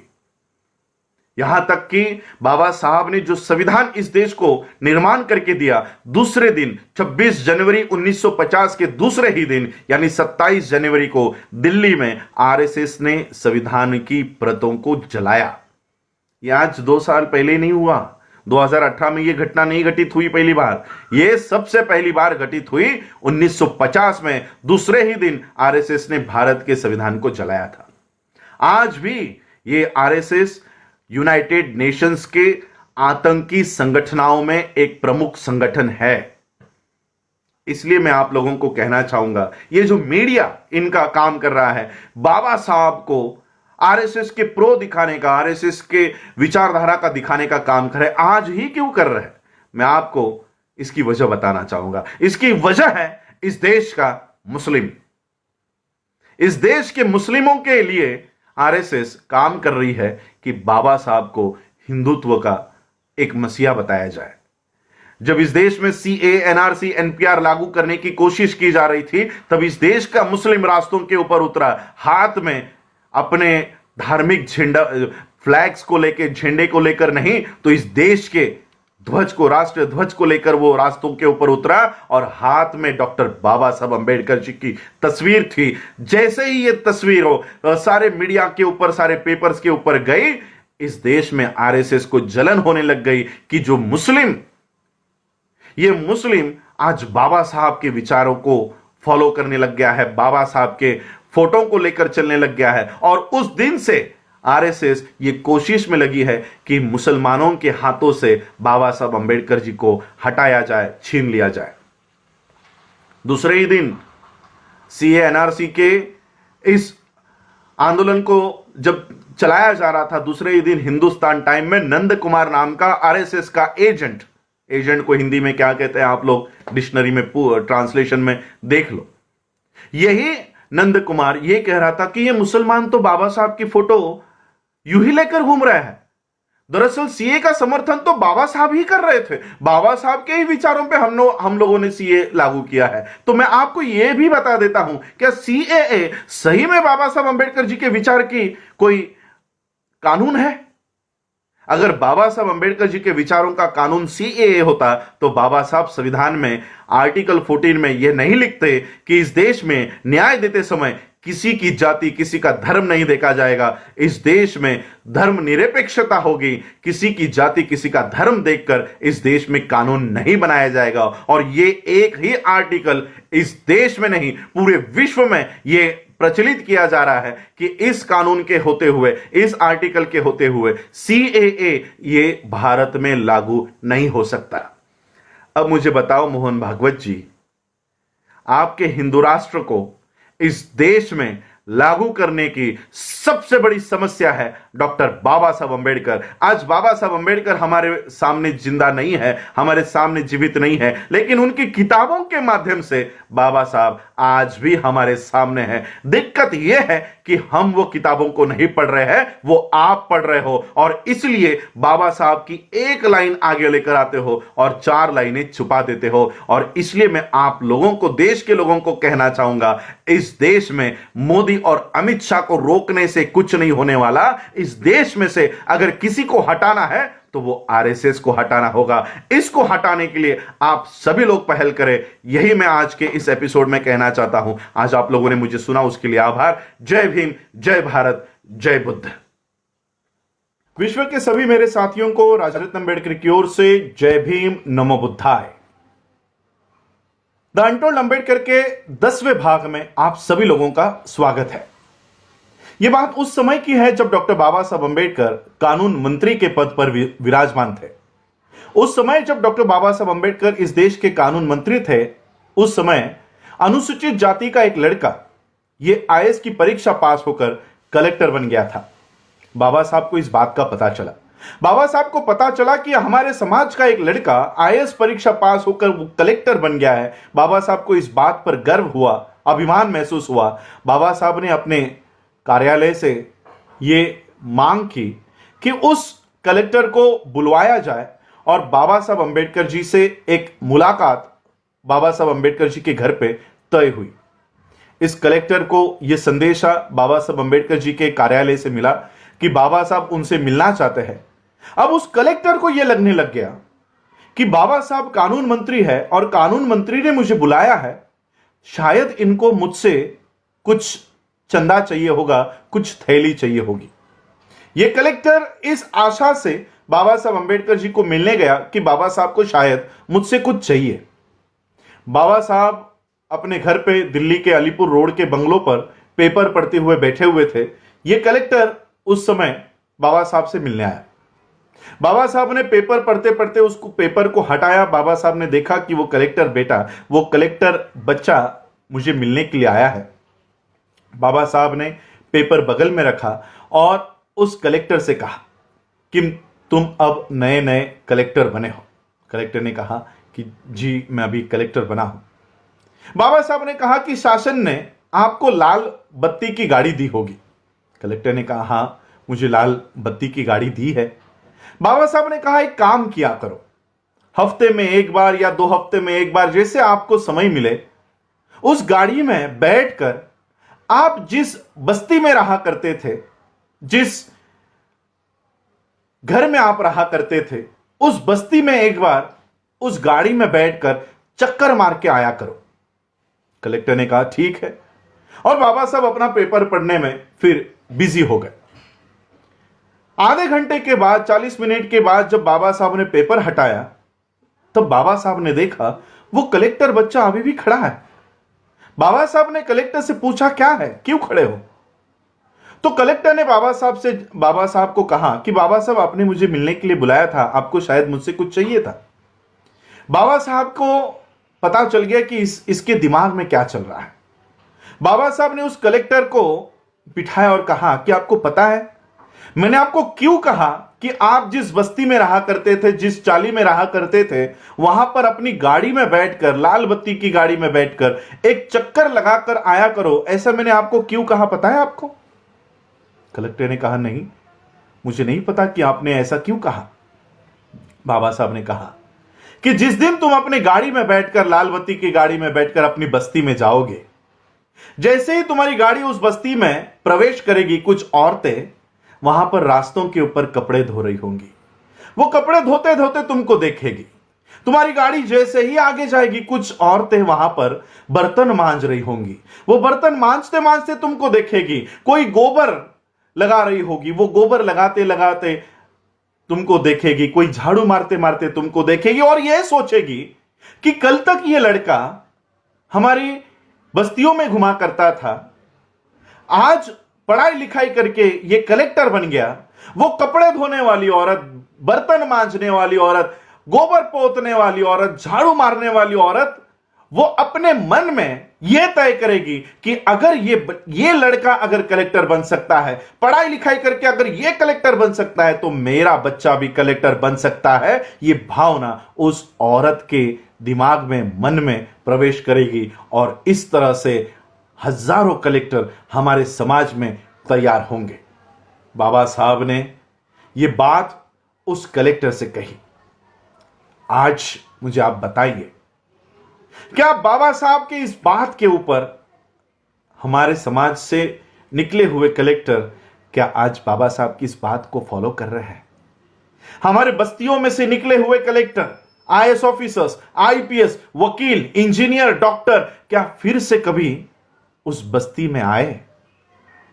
बाबा साहब ने हम लोगों को जो शिक्षा का अधिकार दिया है, यह शिक्षा का अधिकार अपने परिवार के लिए नहीं दिया है। बाबा साहब ने इस शिक्षा का अधिकार अपने समाज का उत्थान करने के लिए दिया है और इसलिए बाबा साहब अंबेडकर जी के इस शिक्षा के अधिकार को प्राप्त करके जो लोग उस शिक्षा को अधिकार के प्राप्त करने के बाद अपने अपनी नौकरियों में और अपने अपने घरों में अगर जो कोई भी खुश होकर अपने परिवार तक सीमित इस शिक्षा का उपयोग कर रहा है, तो वो बाबा साहब अंबेडकर जी का बहुत बड़ा दोषी है। और इसलिए बाबा साहब अंबेडकर जी ने कहा कि यह शिक्षा का अधिकार तुम्हारे परिवार के लिए नहीं है, यह तुम्हारे समाज के उत्थान के लिए है। यह एक बाबा साहब की अनकही बात आज भी बहुत सारे आईएएस, आईपीएस, डॉक्टर, इंजीनियर और वकीलों को पता नहीं है कि यह शिक्षा का अधिकार, यह कलेक्टर पद, यह हमारे परिवार के लिए नहीं तो समाज के उत्थान के लिए है। यही आज के एपिसोड में आप सबसे बताने के लिए मैं आया हूं। आप लोगों ने मुझे सुना, उसके लिए आभार। जय भीम, जय भारत, जय बुद्ध। विश्व के सभी मेरे साथियों को राजरत्न अम्बेडकर की ओर से जय भीम, नमो बुद्धाय। द अनटोल्ड अम्बेडकर के 11वें भाग में आप सभी लोगों का स्वागत है। डॉक्टर बाबा साहब अम्बेडकर जी की पीएचडी पूरी हो गई। बाबा साहब अम्बेडकर जी को पीएचडी प्रदान कर दी गई और बाबा साहब अम्बेडकर भारत में आने के लिए निकले। बाबा साहब अम्बेडकर जी के कार्यकर्ताओं को पता चला कि बाबा साहब अम्बेडकर जी को पीएचडी प्रदान कर दी गई है और बाबा साहब किस बोर्ड से आने वाले हैं, कौन से तारीख को मुंबई में पहुंचने वाले हैं, यह सारी जानकारी मुंबई के कार्यकर्ताओं को मिली। मुंबई के कार्यकर्ताओं ने सोचा कि जैसे ही डॉक्टर बाबा साहब अंबेडकर मुंबई में दाखिल होंगे, भारत में दाखिल होंगे, वैसे ही हम बाबा साहब अंबेडकर जी का एक सत्कार समारोह करेंगे। मुंबई के कार्यकर्ताओं ने बाबा साहब अंबेडकर जी का सत्कार समारोह आयोजित करने का पूरा निर्णय ले लिया। यह बात घर पर मुंबई में बाबा साहब अंबेडकर जी के पत्नी माता रमाई को पता चली।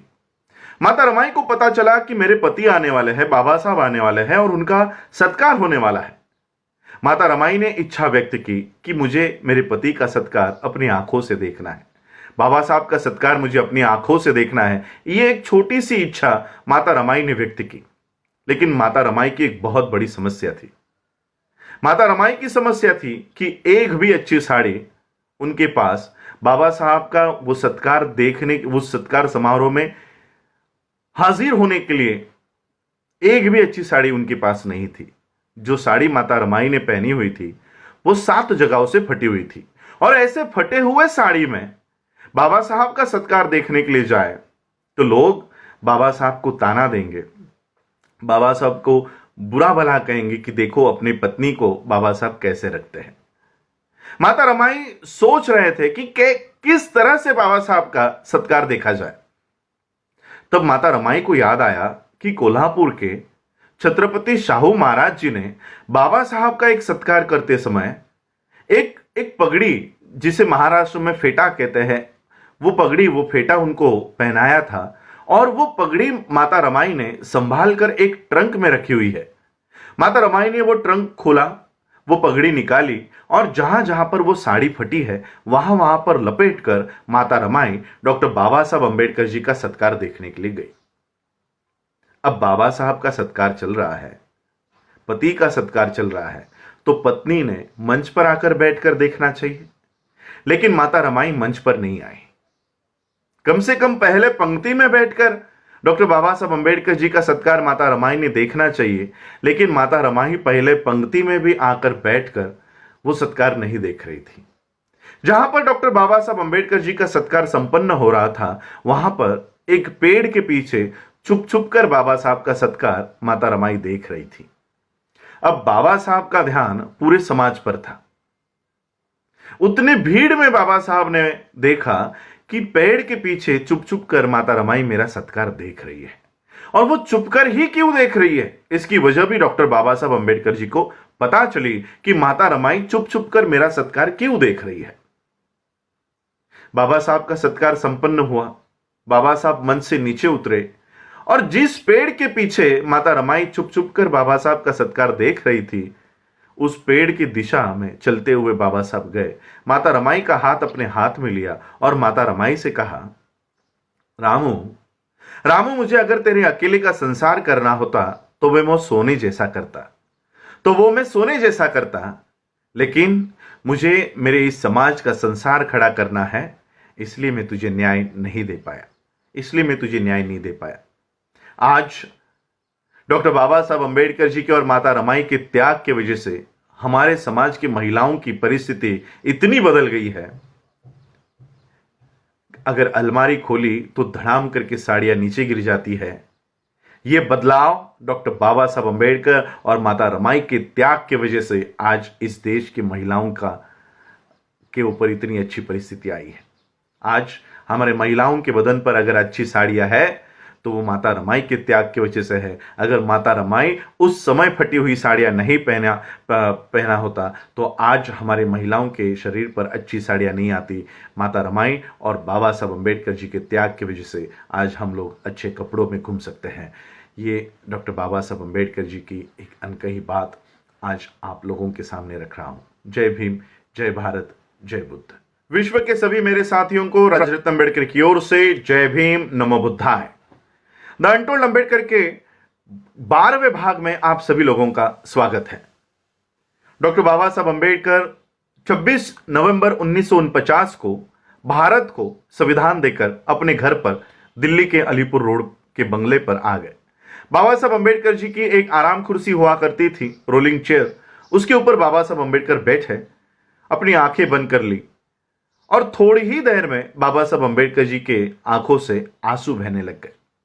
बगल में डॉक्टर बाबा साहब अंबेडकर जी के सचिव शंकरानंद शास्त्री खड़े थे। शास्त्री जी ने देखा कि बाबा साहब अंबेडकर रो रहे हैं। अब बाबा साहब को कैसे उठाऊं और कैसे पूछूं कि आप क्यों रो रहे हो।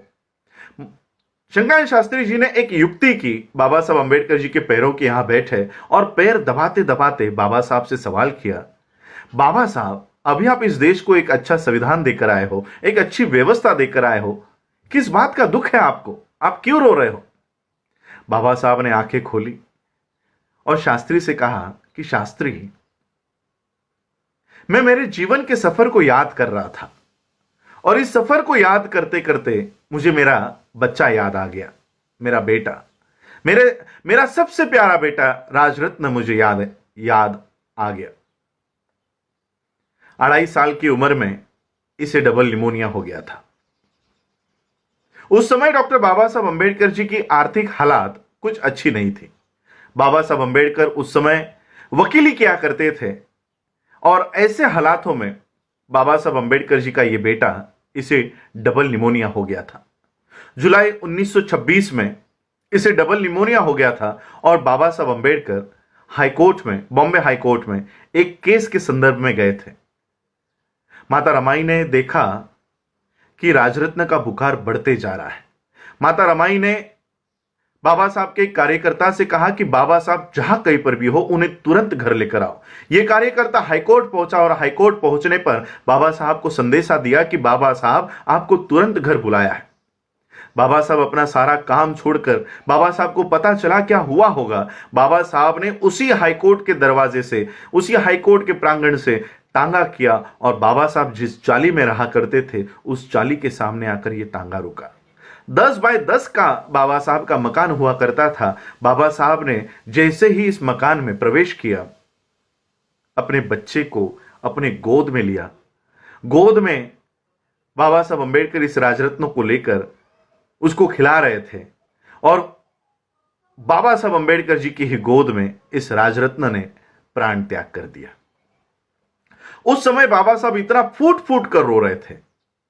दीवार पर सर पटक पटक कर डॉक्टर बाबा साहब अंबेडकर रो रहे थे। पूरे कार्यकर्ता, पूरे चाली के लोग बाबा साहब को देख रहे थे। एक बच्चे की तरह बाबा साहब रो रहे थे। बाबा साहब को कैसे शांत किया जाए। बाबा साहब का बचपन का दोस्त मालू आगे आया। बाबा साहब को बहुत परिश्रम के बाद बाबा साहब को शांत किया। शांत करने के बाद एक कार्यकर्ता ने बाबा साहब से सवाल किया कि बाबा साहब, अभी रीति रिवाज के अनुसार पिता के पैसों से बच्चे के शरीर पर नए कपड़े लाने होते हैं, कफन लाना होता है, ये सारा साहित्य लाने के लिए पैसे दीजिए ताकि हम राजरत्न का अंत्यविधि कर सके। बाबा साहब के कानों पर जैसे ही ये शब्द पड़े, शांत हुए बाबा साहब फिर से फूट फूट कर रोने लग गए। बगल में माता रमाई खड़ी थी। माता रमाई को पता चल गया कि इस रोने की वजह कुछ और है।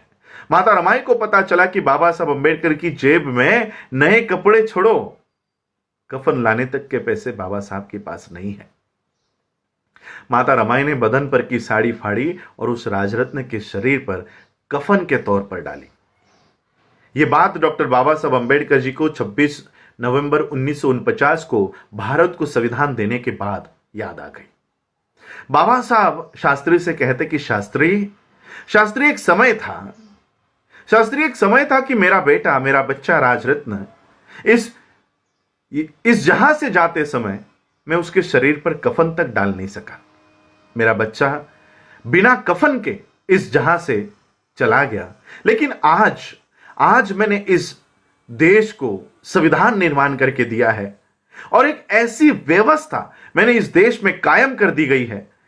इस देश में ऐसी व्यवस्था मैंने कायम कर दी है कि मेरा आने वाला हर एक राजरत्न, चाहे वो हिंदुओं का हो, चाहे वो मुस्लिम हो, चाहे वो क्रिश्चियन हो, चाहे वो जैन हो, चाहे वो बौद्ध हो, इस देश में पैदा होने वाला हर एक राजरत्न ये सूट बूट टाई कोट में जन्म लेगा। ऐसी व्यवस्था मैंने इस देश को दे दी है। और बाबा साहब ने ये बात 26 जुलाई 26 नवंबर 1949 को संविधान देने की बात कही। और बाबा साहब का संविधान इस देश में सभी लोगों को, सभी वर्ग के लोगों को, सभी जाति, सभी धर्म के लोगों को अपनी प्रगति करने का एक मौका देती है और सूट बूट टाई कोट में लाने की व्यवस्था करती है। ये बाबा साहब अम्बेडकर जी का संविधान देने के बाद बाबा साहब को ये बात बाबा साहब ने शंकराचार्य शास्त्री से कही।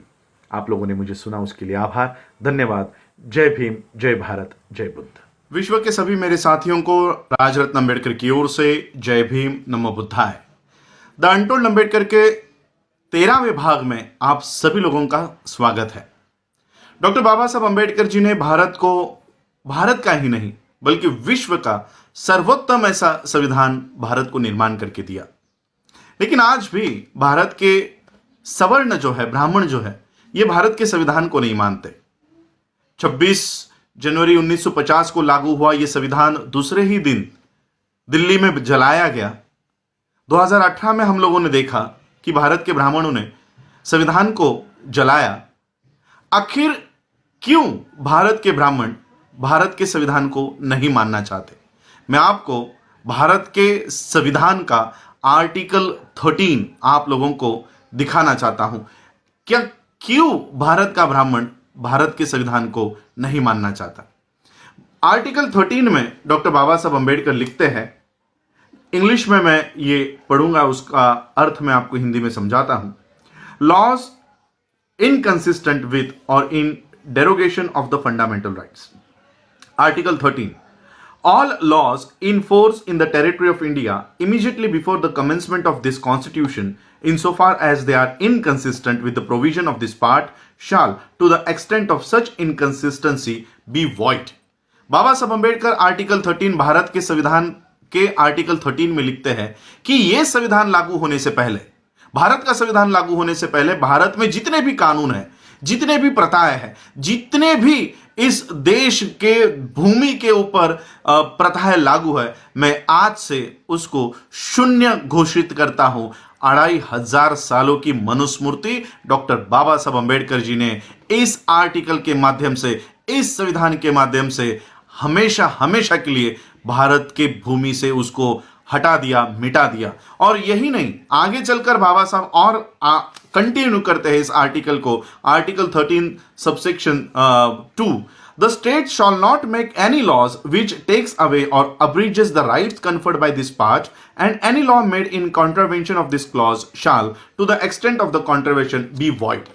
आगे बाबा साहब और लिखते हैं कि हमारे मूलभूत अधिकारों को छीनने वाले कानून भारत की कोई भी सरकार कितनी भी बहुमत में आए, कितने भी राज्यसभा में, कितने भी लोकसभा में, संसद में भारी बहुमत से भी अगर वो वहां पर जाकर बैठ जाते हैं तो भी वो हमारे मूलभूत अधिकार को कोई नहीं हटा सकता, कोई नहीं मिटा सकता। एक आर्टिकल में बाबा साहब मनुस्मृति को हमेशा हमेशा के लिए भारत से निकाल देते हैं, और दूसरे आर्टिकल में बाबा साहब लिखते हैं कि कितने भी संख्या में तुम लोग आ जाओ, फिर भी इस देश में मनुस्मृति को वापस नहीं ला सकते। और इसलिए भारत का ब्राह्मण इस भारत के संविधान का द्वेष करता है, नफरत करता है, क्योंकि बाबा साहब ने हमेशा हमेशा के लिए 2500 सालों से इस देश में अस्तित्व में रही हुई मनुस्मृति को हमेशा के लिए मिटा दिया। मनुस्मृति क्या है? अब हम लोग देखते हैं कि मनुस्मृति और संविधान क्या है, इसका कंपैरिजन करके देखते हैं। वैसे तो इन दोनों की तुलना कभी हो नहीं सकती, लेकिन दोनों के कानून में, भारत के संविधान के कानून में और मनुस्मृति के कानून में भारत के लोगों के साथ क्या व्यवहार हुआ करता था, इसका उदाहरण हम लेते हैं खुद डॉक्टर बाबा साहब अम्बेडकर जी के लिखे हुए वेटिंग फॉर वीजा, जिसमें खुद बाबा साहब अम्बेडकर जी को क्या भुगतना पड़ा था वो बाबा साहब ने लिखा हुआ है। अब हम अपने मूल विषय के ऊपर आते हैं, द अनटोल्ड अम्बेडकर। ये तो बाबा साहब ने ऑलरेडी बताया हुआ है, लेकिन इन बातों को आगे लेकर नहीं आते, इसलिए यह भाग मैं अनटोल्ड अम्बेडकर में शामिल कर रहा हूं। बाबा साहब अम्बेडकर जी जब छोटे थे, 12-13 साल के थे, तब उनके पिताजी किसी और जगह पर उनकी पोस्टिंग हो गई थी, और इसलिए जब बाबा साहब के पिताजी रामजी बाबा ने देखा कि अभी बच्चों की छुट्टियां लग गई है, तो क्यों ना बच्चों को मेरे यहां पर बुलाया जाए। तो बाबा साहब के पिताजी ने बाबा साहब को तार भेजी घर पर एक टेलीग्राम भेजा कि तुम लोगों की अगर स्कूल की छुट्टियां लग गई है तो मुझे मिलने के लिए आप लोग यहां पर 5-10 दिनों के लिए यहीं पर आकर मेरे साथ रहो। ये टेलीग्राम घर पर मिला। राम जी बाबा ने उस टेलीग्राम में लिखा था, उस चिट्ठी में लिखा था कि कौन सी ट्रेन पकड़ के आना है, और जब तुम लोग वो उस जिस दिन आने के लिए निकलोगे उस दिन मुझे एक टेलीग्राम कर देना कि इस गाड़ी से इस दिन हम लोग आ रहे हैं, ताकि मैं आप लोगों को लेने के लिए स्टेशन पर आ जाऊं। बाबा साहब को ये टेलीग्राम मिला। बाबा साहब ने और बाबा साहब के बहनों के बच्चे, बाबा साहब उस समय 12-13 साल के थे, बाबा साहब जी के जो बहनें थी उनकी शादियां बहुत जल्दी हो गई थी, इसलिए उनके जो बच्चे थे वो भी बाबा साहब से 2-3 साल छोटे थे। तो बाबा साहब और बाबा साहब के बड़े भाई आनंद और बाबा साहब के बहनों के बच्चे, ऐसे 5-6 लोग मिलकर बाबा साहब के पिताजी को मिलने के लिए निकल पड़े। बाबा साहब ने टेलीग्राम कर दिया कि हम इस ट्रेन से उतरने वाले हैं, इस ट्रेन से आने वाले हैं, आप हमको लेने के लिए इस दिन पहुंच जाओ। अब ये टेलीग्राम ही बाबा साहब के पिताजी को मिला नहीं, तो बाबा साहब के पिताजी को पता ही नहीं था कि मेरे बच्चे कौन से ट्रेन से आने वाले हैं और कौन से दिन आने वाले हैं। अब बाबा साहब ट्रेन पकड़ के प्लेटफॉर्म पर आकर उतर गए, सारे बच्चों के साथ उतर गए। सभी ट्रेन में से उतरी हुई भीड़ अपने अपने दिशा में चली गई। बच्चे वैसे ही प्लेटफॉर्म पर अपने पिताजी की राह देख रहे हैं। सभी लोग जाने के बाद स्टेशन मास्टर ने देखा ये बच्चे तो अच्छे घर के लग रहे हैं, अच्छे कपड़े पहने हुए हैं। वो स्टेशन मास्टर इन बच्चों के पास आया और बच्चों को पूछा कि कहाँ जाना है, किनके बच्चे हो। तो बाबा साहब ने बताया, वो टेलीग्राम बताया कि हम मेजर सूबेदार रामजी अंबेडकर जी के बच्चे हैं और हमको हमारे पिताजी ने बुलाया है। वो हमको लेने के लिए आने वाले थे, शायद हमारा टेलीग्राम उनको मिला नहीं है तो इसलिए वो हमको लेने के लिए नहीं पहुंच पाए। हमको इस पते के ऊपर जाना है, हमें यहां पर छोड़ दीजिए। तो स्टेशन मास्टर ने वहीं पर बगल में एक बैलगाड़ी खड़ी हुई थी, उस बैलगाड़ी वाले को बुलाया और कहा कि देखो ये अच्छे घर के बच्चे हैं, मेजर सूबेदार मेजर के बच्चे हैं, आप एक काम करो, इनको इस पते पर छोड़ कर आओ। तो वो बैलगाड़ी वाले ने सभी बच्चों को बैलगाड़ी में बिठाया।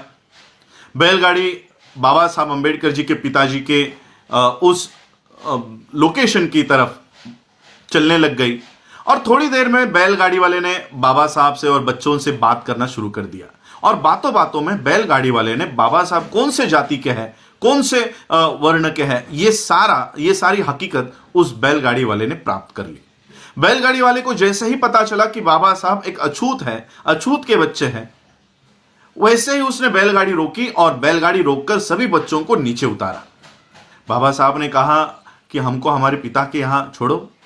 बैलगाड़ी वाले ने कहा कि तुमने मुझसे झूठ कहा और मेरे बैलगाड़ी में बैठे हो।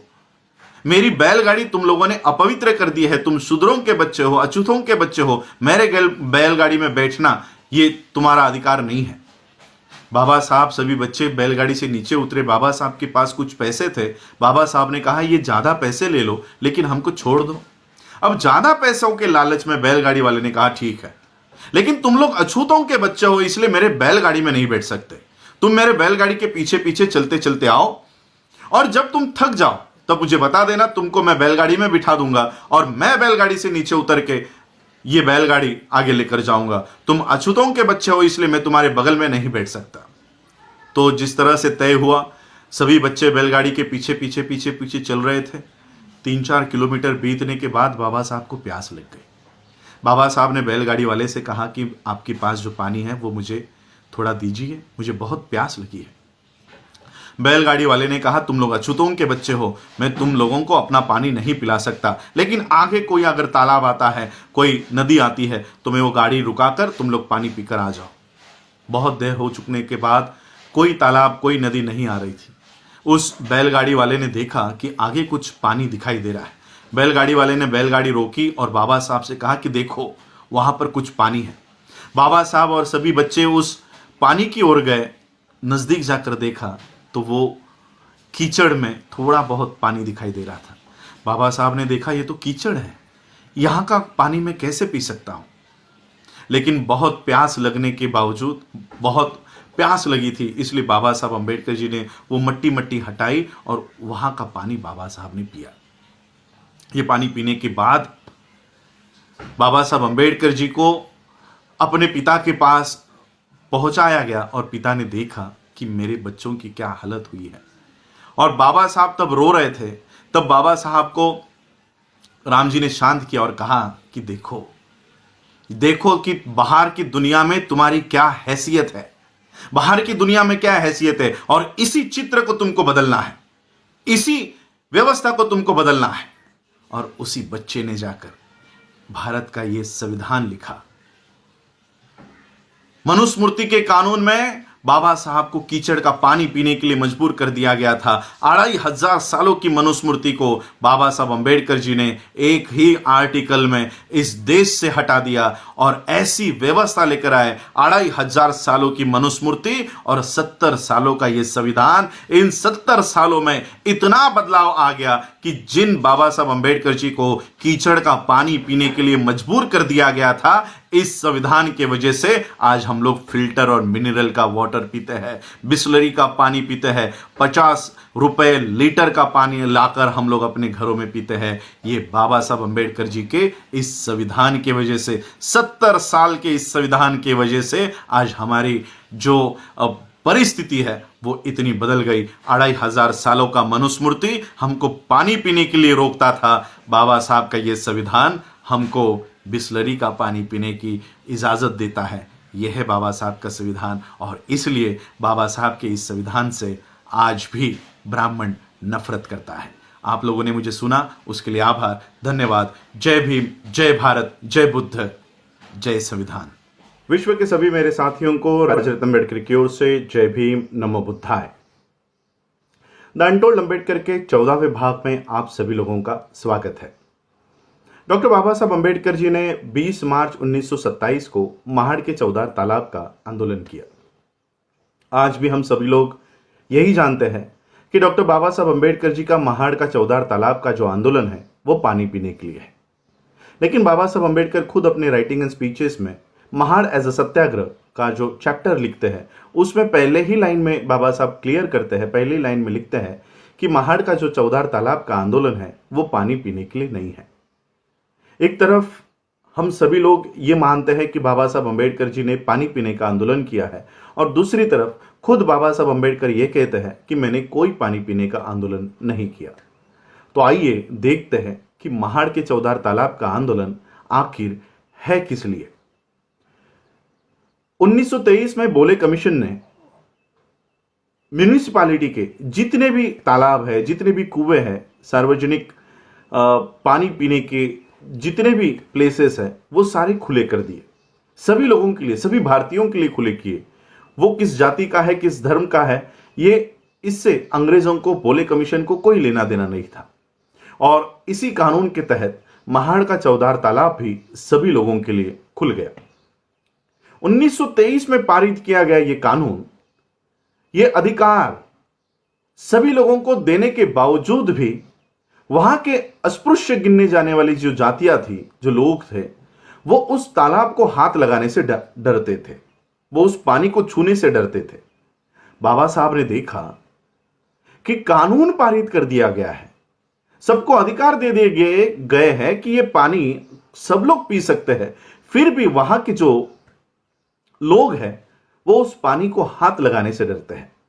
बाबा साहब अम्बेडकर जी ने 1923, 24, 25, 26 और 27 के मार्च महीने तक छोटी छोटी मीटिंगें ली।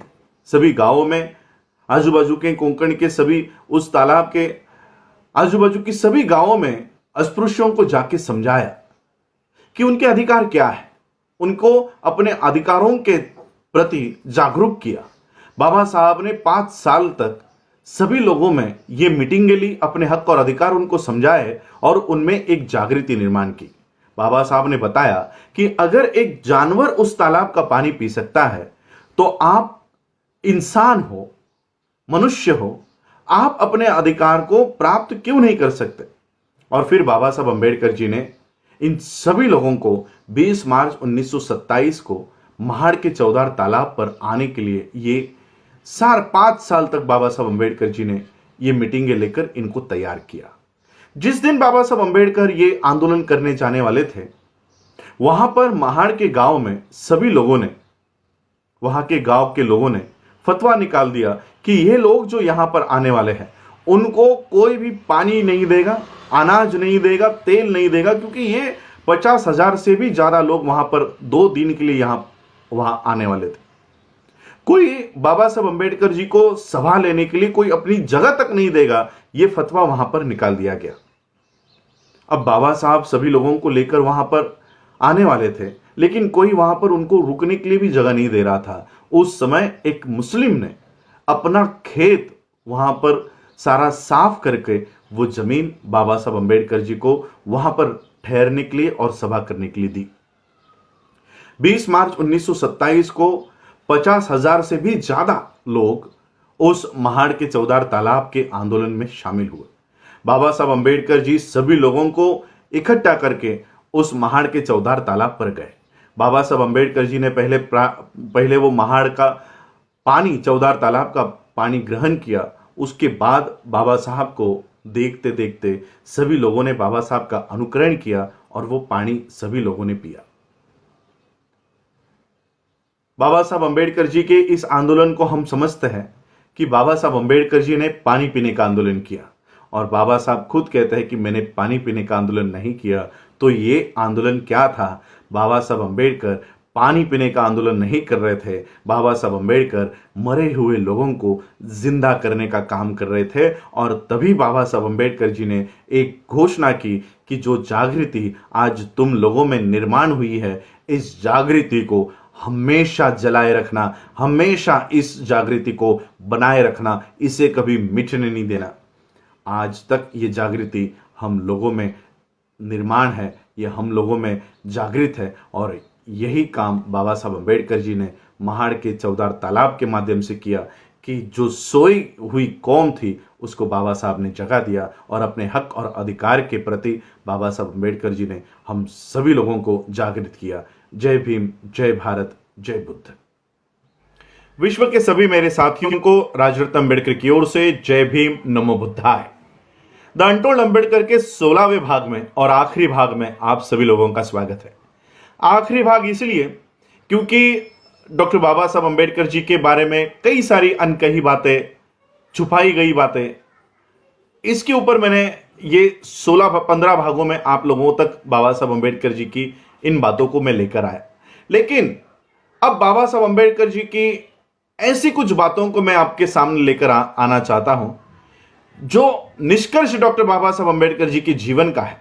वो निष्कर्ष के ऊपर कल से एक अलग विषय के ऊपर यह वेब सीरीज मैं फिर से शुरू कर रहा हूं, लेकिन विषय अनटोल्ड अंबेडकर नहीं होगा, विषय होगा डॉक्टर बाबा साहब अंबेडकर जी के जीवन का निष्कर्ष, यानी बौद्ध धम्म। उस धम्म को बाबा साहब अंबेडकर जी ने भारत में कैसे पुनर्जीवित किया। बाबा साहब ने द बुद्ध एंड हिज धम्मा 5.5 सालों तक बाबा साहब ने इस ग्रंथ को निर्माण करने के लिए लगाया। उस ग्रंथ को हम लोग सिंपल तरीके से जानेंगे कि बाबा साहब अंबेडकर जी ने किस तरह का बौद्ध धम्म दिया हुआ। और यह जानने से पहले मैं आप लोगों को डॉक्टर बाबा साहब अंबेडकर जी का फिर से द अनटोल्ड अंबेडकर में से ये एक बात और आप लोगों को बताना चाहता हूं। 26 नवंबर 1949 को डॉक्टर बाबा साहब अंबेडकर जी ने भारत को संविधान ने अर्पण किया। बाबा साहब जब इस देश को संविधान दे रहे थे तब डॉक्टर बाबा साहब अंबेडकर जी ने भाषण में अपने एक बात कही कि यह संविधान मैंने काफी बढ़िया बनाया है, उत्कृष्ट बनाया है। अगर इस संविधान को लागू करने वाले लोग अगर गलत हैं तो संविधान किसी काम का नहीं होगा। जरा सोचिए, जिस महामानव ने इस देश के संविधान को बनाने के लिए इतना संघर्ष किया, अपनी शारीरिक परिस्थिति न होने के बावजूद 2 साल 11 महीने 18 दिन तक लगातार इस देश के संविधान को निर्माण किया, वही महामानव इस देश को संविधान देते समय कहते हैं कि यह संविधान कितना भी उत्कृष्ट क्यों ना हो, इसको चलाने वाले लोग, इसको लागू करने वाले लोग अगर गलत है तो संविधान किसी काम का नहीं होगा। बाबा साहब ने ऐसी बात क्यों कही? क्योंकि बाबा साहब को पता चल चुका था कि यह संविधान तो बढ़िया है, जिनके हाथों में जा रहा है, यह संविधान जिनके हाथों में जा रहा है, वो लोग इस देश को संविधान के अनुसार नहीं चलाएंगे, ये संविधान लागू ही नहीं होने देंगे। और इसलिए डॉक्टर बाबा साहब अंबेडकर जी ने 1954 में रंगून के कॉन्फ्रेंस में 4 दिसंबर 1954 को बाबा साहब अंबेडकर जी ने रंगून के कॉन्फ्रेंस में एक बात कही। बाबा साहब ने वहां पर उपस्थित 150 देशों के बौद्ध राष्ट्रों के सामने बाबा साहब ने कहा कि आपको अगर बौद्ध धर्म का केंद्र बिंदु अगर कहीं करना है पूरे विश्व में तो वो भारत में कीजिए। भारत में इसलिए क्योंकि भारत जो है ये बुद्ध का जन्मस्थल है, यही से बौद्ध धर्म पूरे विश्व में गया है और इसलिए आप भारत में आकर ये बौद्ध धर्म का निर्माण करो, बौद्ध धर्म का केंद्र करो और बौद्ध धर्म को प्रचार और प्रसार करने का केंद्र बिंदु भारत में करो।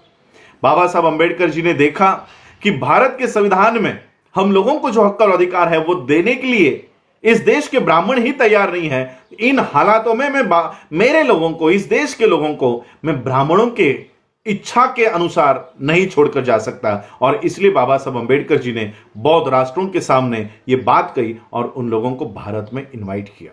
बाबा साहब अंबेडकर जी ने उस रंगून के कॉन्फ्रेंस में भाषण दिया और बौद्ध धर्म को किस तरह से पुनर्जीवित भारत में किया जा सकता है उसकी ब्लूप्रिंट बाबा साहब ने रखी। उस ब्लूप्रिंट का, उस भाषण का नाम बाबा साहब रखते हैं Buddha needs no passport nor visa, a blueprint of Buddhism in India.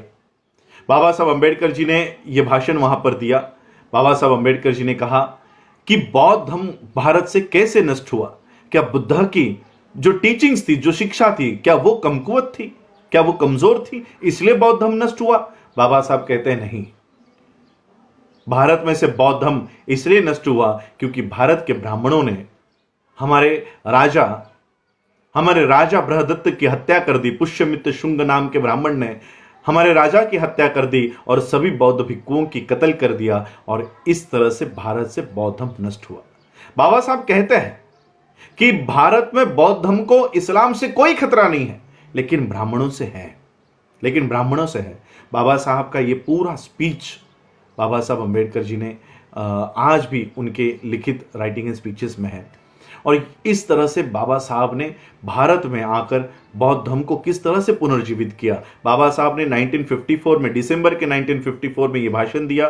Baba साहब भारत में आए और बाबा साहब ने बौद्ध धर्म के प्रचार और प्रसार की एक संस्था बनाई जिस संस्था का नाम है the Buddhist society of India, जिसका आज मैं राष्ट्रीय अध्यक्ष के तौर पर काम कर रहा हूं।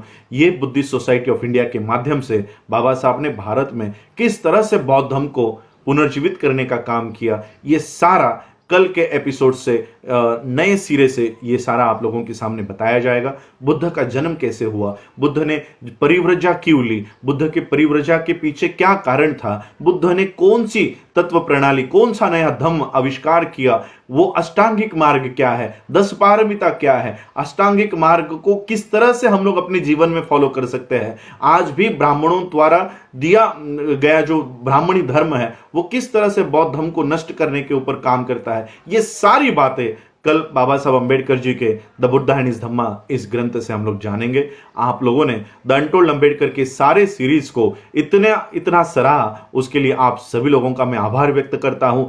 इसी तरह से कल से शुरू होने वाली द बुद्धा एंड हिज धम्मा की ये वेब सीरीज को भी आप लोग चाहेंगे, ये आशा करता हूं, ये कामना करता हूं। आप लोगों ने मुझे जो प्रोत्साहन दिया उसके लिए आप सभी लोगों का आभार। जय भीम, जय भारत, नमो बुद्धाय।